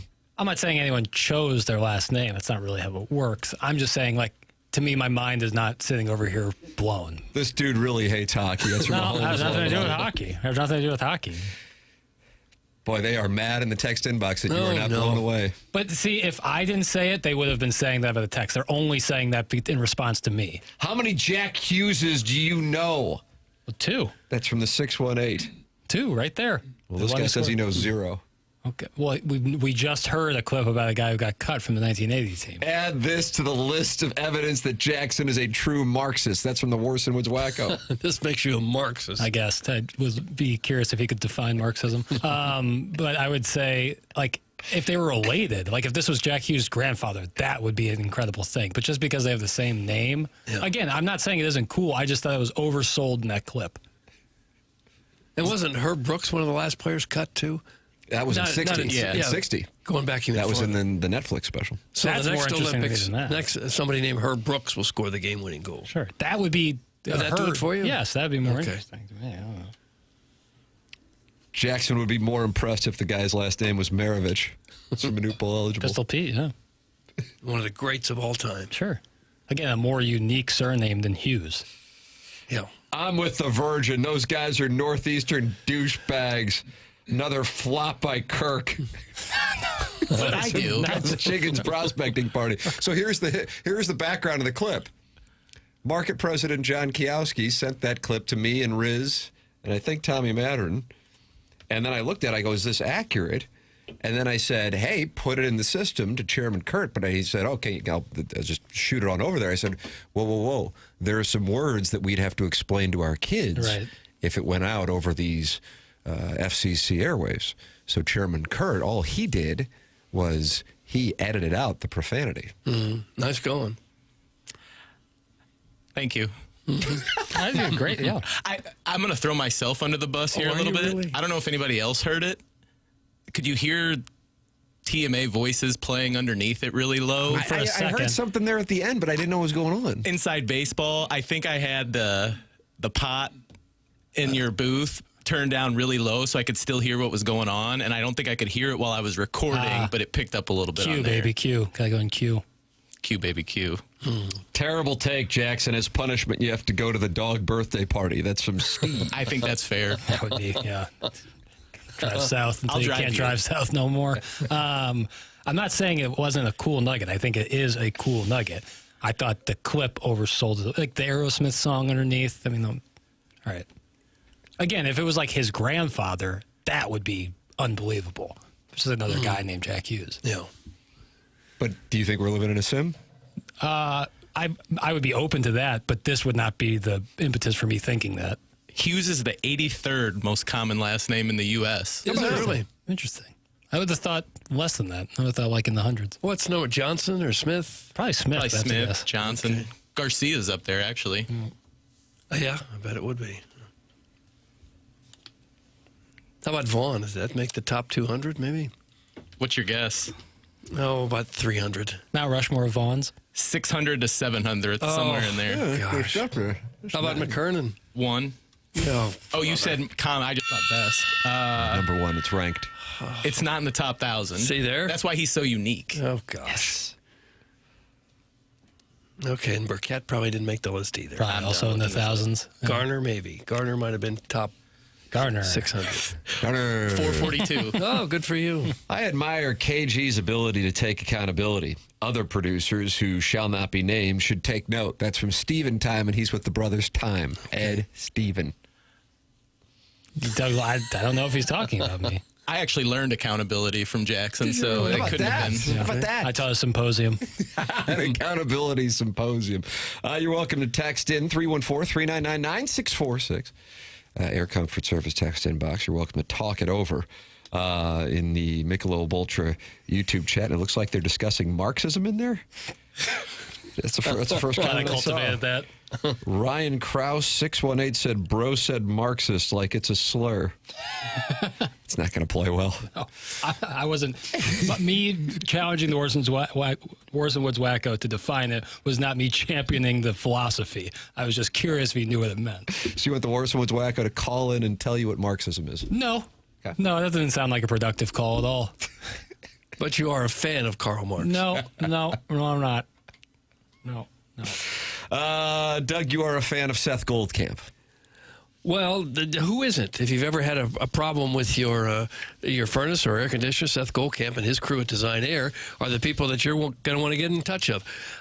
Maybe you've got a problem with your furnace. Maybe you don't, and you just want regular maintenance. That makes good sense. Seth Goldcamp and his family have been doing this since 1904. Design Air, they believe in honest work. You're never going to be sold something that you don't need.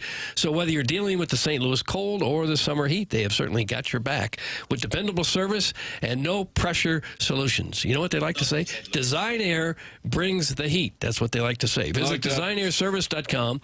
Schedule your service today. Design Air, comfort you can count on since 1904. I've had them at my house. I didn't really get Larry the Silver Fox. I actually forget which one I got. It might have been the Bold and Daring Adam that I had. Could have been the Rugged Joe. Sometimes he brings Joey, sometimes not. They are home of the handsome repairman. More importantly, even than the looks of the repairmen are the job that they will do to get your furnace up and running if you have any kind of problem. Furnace or airco, Design Air has got what you need to keep your home always comfortable. That's designairservice.com. There you go. Design Air Heating and Cooling, sponsor of our email of the day and our 10 o'clock hour here on TMA. Show broadcast from the Stiefel Studios on 101 ESPN and on the TMA STL YouTube channel.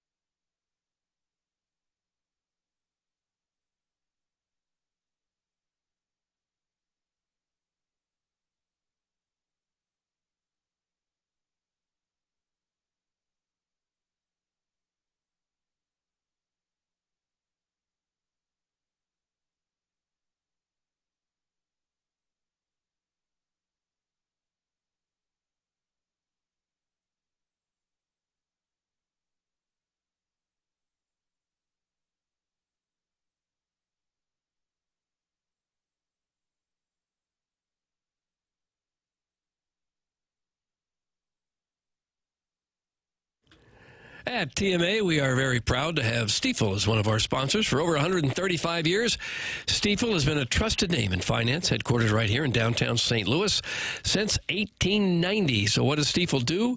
Pretty much everything money-related. Wealth management, check. Banking through Stiefel Bank, yep, you own a business. They've got a full-service investment bank for that, too. Basically, if it involves finance, Stiefel has a solution for you. With 12 offices across the St. Louis region and more than 400 nationwide, Stiefel combines local experience with national reach. Unlike many firms, Stiefel isn't bank-owned. They own their own bank, and that independence allows them to focus on one thing, doing what's best for their clients. It's a philosophy history that has made Stifel one of the fastest-growing wealth management firms in the world. Their tagline says it all, where success meets success. That's why partnering with TMA just makes sense. Stifel and TMA, where success meets success. Stifel Nicholas and Company Incorporated, member SIPC and NYSE.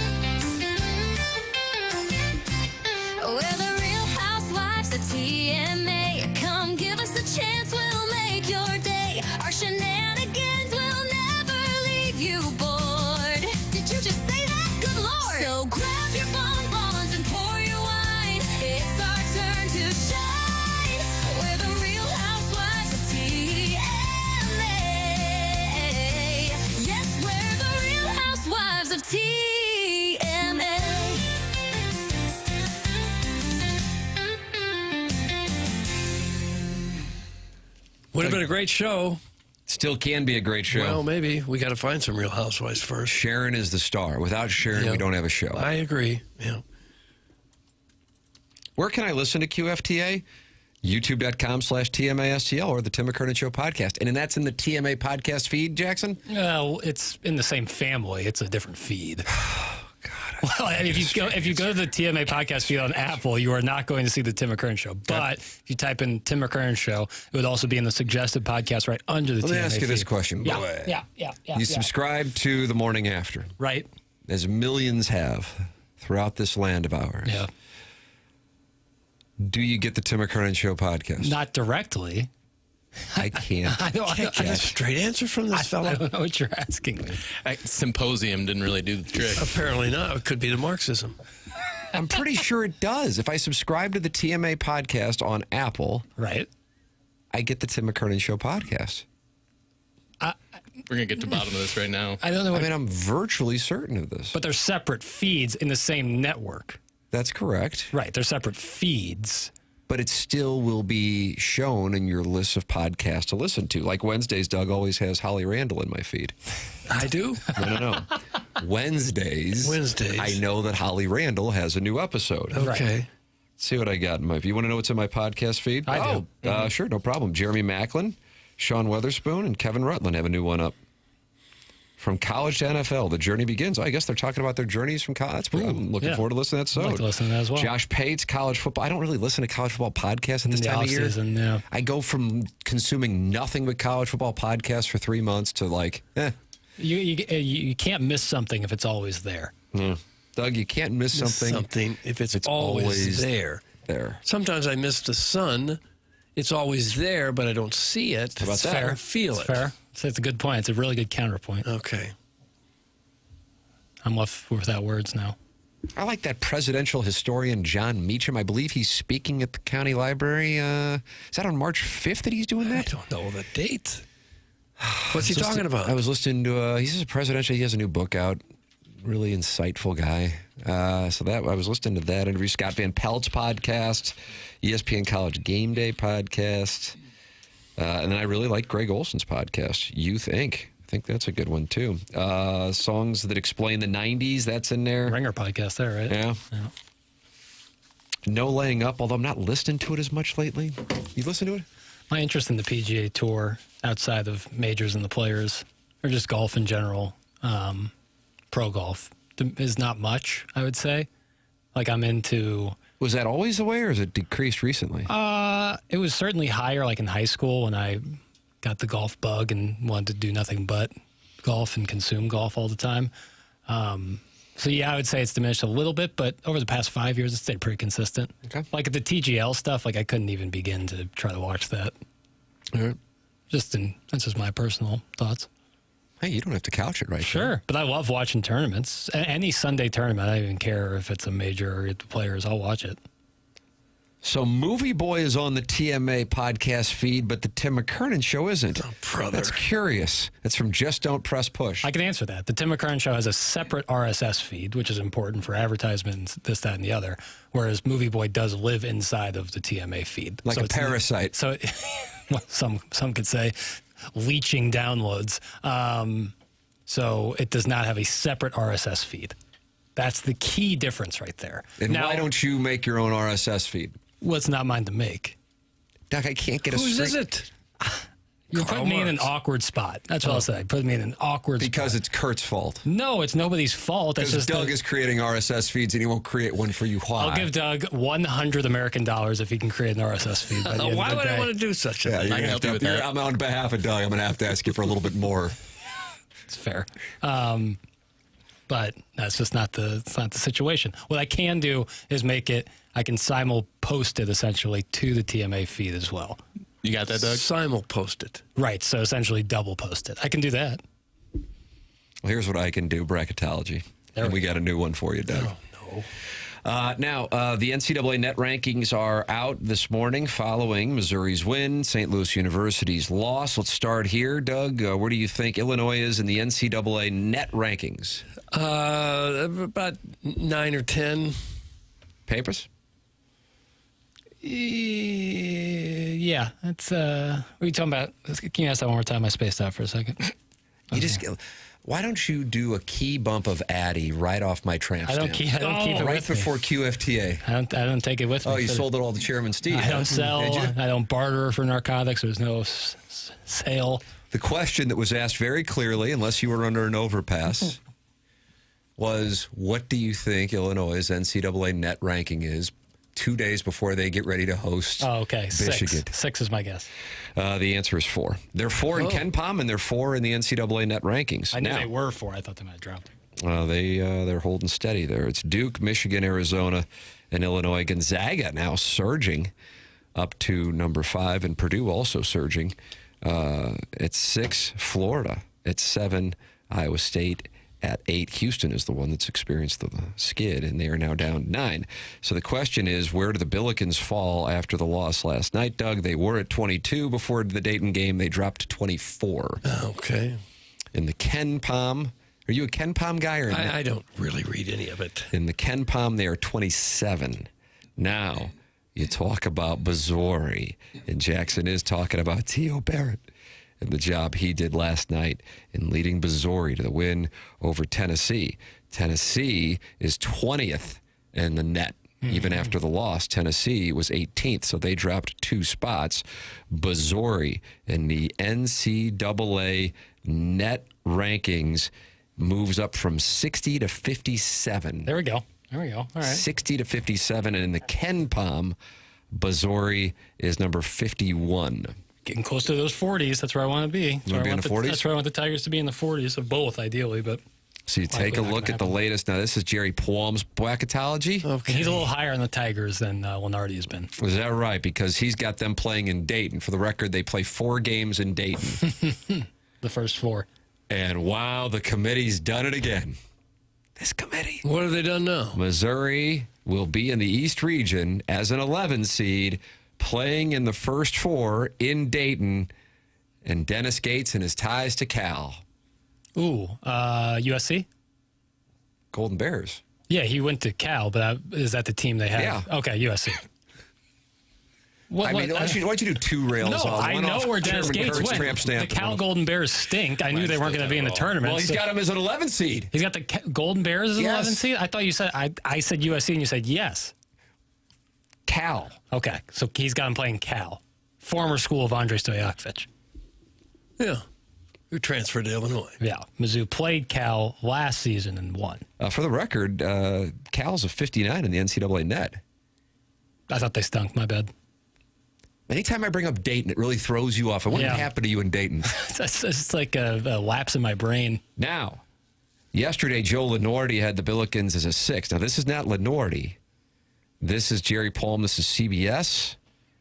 They got the Billikens now as an 8 seed in the East, taking on Clemson. Now, if they can get past Clemson, guess who is waiting for a Billiken? Oh, can I have initials? D. D. Denmark? Yeah. Denmark's got a club? Yeah. Duke? You better believe it, brother. Duke. Okay. Oof. What do you think about that, Papers? Tough draw. And I don't know if you saw what Cameron Boozer did yesterday, but... Well, you talk about Micah Shrewsbury. They beat Notre Dame last night by 44. Spread was 17.5. Tam Avenue Capital Partners were eyeing it. Yeah. Now, I did talk with friend of the program, Adam Long, when we were down in Florida. He's a big Duke fan himself, went to Duke. Michael Jordan told him to take that damn hat off. Yeah, and he said he's really curious what Duke would look like if a team were to successfully neutralize Boozer. Because in basically all their big wins, Boozer's gone off. What would they look like with a 10-point game from Cameron Boozer? And I'm curious too. I don't know who's going to be that team to neutralize him. He's pretty unbelievable. I mean, theoretically, if they both get to the Elite Eight, St. Louis University would be playing Missouri. There we go. And an Elite Eight matchup, Doug. Oh. That'd be unbelievable. Oh. And that means SLU would have gotten past Duke. So they would certainly be the story of the tournament, probably. Oh. Yeah. I mean, that means we got one in the Final Four no matter what. That'd be pretty incredible. Yeah. That'd be awesome. You caught yourself right there. Yeah. Well, I was going to say, I really hope it'd be one team over the other. It's just a guy making up brackets. That's all this is. And then Illinois is out west now, taking on Portland State. And then they would have to take on UCLA or Kentucky. Kentucky is 7 seed, UCLA a 10 seed. So they get a chance to have a rematch with Big Cronin. No. That's not a great draw either in terms of your 7 or 10 seeds there. Purdue 2 seed. I would imagine that'd be a St. Louis game, and Iowa State 2 seed. I would imagine that would also be a St. Louis game. I think those will be your 2 seeds here in town. You don't think Illinois? No. I still think Illinois is coming to St. Louis. I think it'll be. I think they got it right now with Purdue and Iowa State. Do you want to wager? Yeah, I'll put 10 on it. All right. I'll ride Illini. So, but if it's not Illinois, it's not those two teams. I'll make the bet simple. All right. Illinois is in St. Louis. Okay. Yes or no? And I say no. You say yes. No. All right. There we go. Doug, there it is. It's been set. Okay, we really Tournament's broke been that set. down. All right, the tournament hasn't been set and won't be until they finish the regular season and then the conference tournament games. Then we can look at these. I'm excited to be taking my family on a trip for spring break, going right back down to Juketown. Got to get those Uncle Eddie's pancakes at Juno Beach Cafe. Yep. And apparently the controversial sponsor, Guanabanas. Yeah. It's not controversial. It's a great spot. Not controversial. They give you 10 nice-sized fritters. I'll be going there. That's been one of my wife's favorite restaurants since 2009. Yeah. But yet we want to apologize for them sponsoring. That's right. It's our show. bad. But I there's a part of me that thinks I'm going to be missing being in St. Louis for that weekend of the first and second rounds of the tournament. Yeah, but then you went to the tournament last year, and would you say that was your best experience for a spring break trip? Yeah. I still can't believe we did that. Right. I want to know the headspace I was in when I said, you know what, I'll drive 6 hours to Wichita. Remind yourself of that if you have any qualms about heading down south for the spring. When I'm sitting there eating brass ring wings. Yeah. Yeah. Remind yourself of the sweet, sweet drive to Wichita, Kansas. God almighty. It's picturesque out there. No. Yeah. And 6 hours, you were really scooting, too. I think maybe I thought it was 6 hours. I was under the impression it was like Chesterfield to Kansas City. Yeah. No. Ooh. Yeah. And that's why when I saw that sign that said 225 miles to Wichita, once we got into the state of Kansas, I looked at my wife like, well, what are you going to do about this? You didn't know? You didn't check it out beforehand? Hell, I don't know. Like I said, I want to know the headspace I was in when I said, here, boy, let's get in the car and we'll drive for your spring break to Wichita to watch these Tigers play Drake. A very meat and potatoes move on your part. Thank you. And little kids love to sit in the car for a long, long time. If you give them an iPad, they will. I could have driven to California. Really? Yeah. Yeah. He wants to do more road trips now. I was talking about driving down to Jupiter to have my car down there. So when I go and play golf, I won't have to hear about it. Yeah. And he's like, oh, I'll ride with you. What if I said the iPad isn't coming?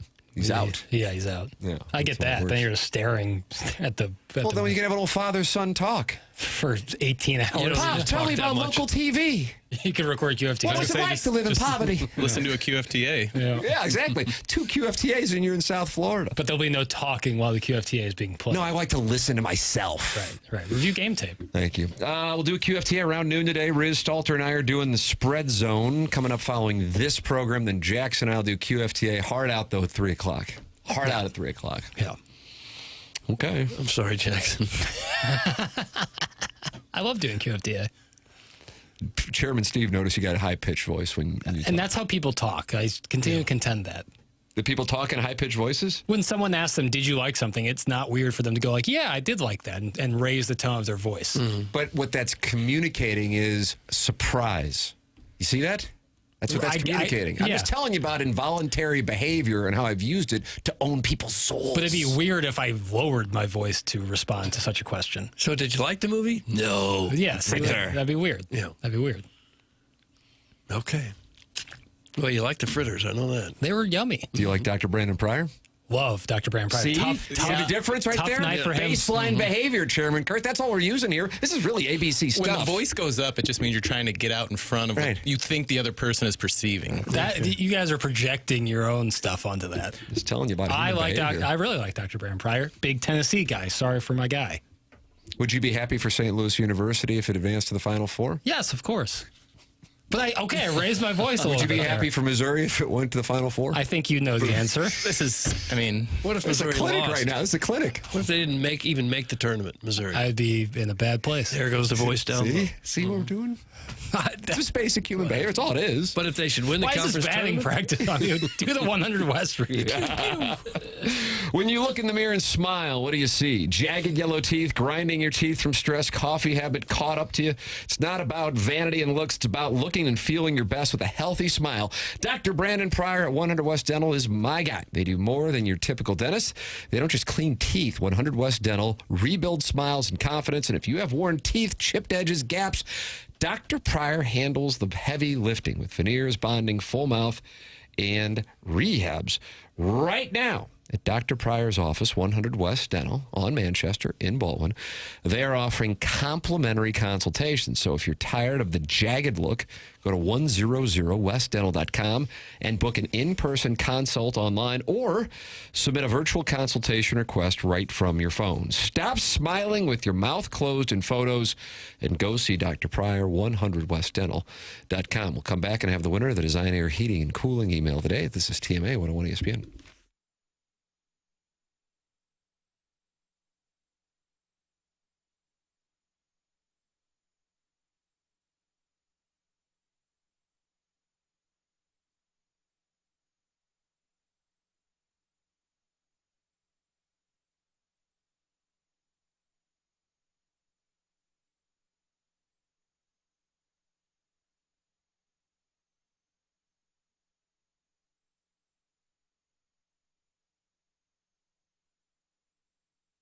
This is Tim McKernan. February is all about love, right? And while we're out here showing love to our partners, our kids, our pets, don't forget about a place that shows up for you every single day. That's your home.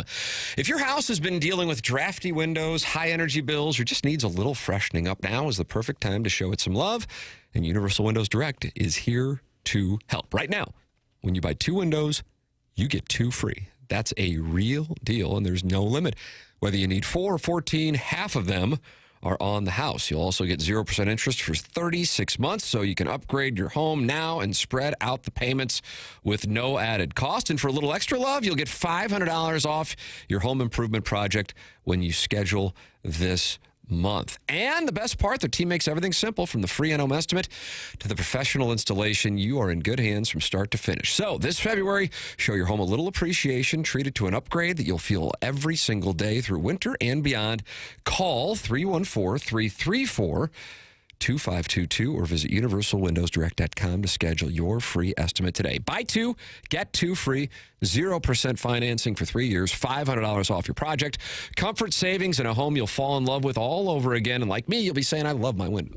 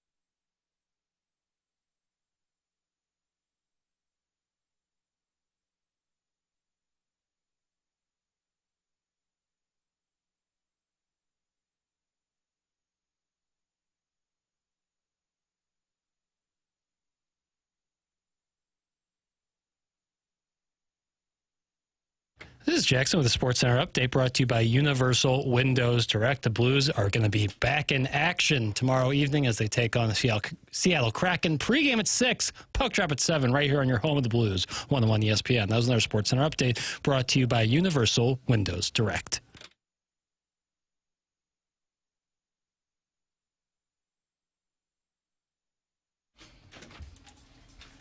On behalf of Jackson Burkett and myself, we'd like to apologize to Jamie Rivers for mocking my spring break trip to Wichita. He has brought it to our attention that his significant other is Wichita native. Okay. And as are my parents. Yeah. So I'd like to apologize to your parents. If you could. And Jackson, this will be your 5th Twitter notes apology? Yeah. I might just start like a blog where it's like personal news to see all my apologies. Click here, and I'll somehow grift some money out of people doing that. So that's going to be my plan. Sorry, Jamie. But he has recommended a wonderful Mexican restaurant for those of you going and taking your family to Wichita this spring. Okay. Called Felipe's. Ooh. Yola! I bet it's got good tacos. I love tacos. I mean, that would stand to reason, wouldn't it? Well, you never know. I went to Wichita on spring break a couple times as a kid. Pony? How'd that go? Long drive. From Liberal, Kansas? No, from St. Louis to Wichita. Because my grandparents lived there, so my mother wanted to see her parents, of course. So the whole family would go to Wichita. Come back like to high school, and people say, yeah, I went to Daytona. Yeah, I went to Miami. I went to Wichita. Did you go to Felipe's? I didn't know. We went to Brown's Cafeteria, I remember. That's where we always went. Sounds appetizing. That's where all the old people went. That's Groans. Well, I don't know. At the time, it was Brown's. Was it a buffet? I think the Groan family acquired it. It was a full service hostile restaurant. takeover. Okay. Should we, Doug, you want to go to a buffet, just you and me, soon? Are you asking me out right now? Well, just for like a buffet lunch. You might want to run that by HR first. Doug and I got lunch like every day last week. Yeah, I don't mind We didn't go to any buffets, and I wish we did. Yeah. I like a buffet. I haven't been in years. I like seeing what I'm going to get, exactly what I'm getting, and then getting it right there on the spot. And Do you having need a sneeze guard? If you could, that'd be nice. I want to get as much as I possibly can. Yeah, we don't want to get shortchanged. Jackson, you don't happen to have the winner of I do. today's Design, Air, Heating, and Cooling email of the day handy, do you? It is funny, I do.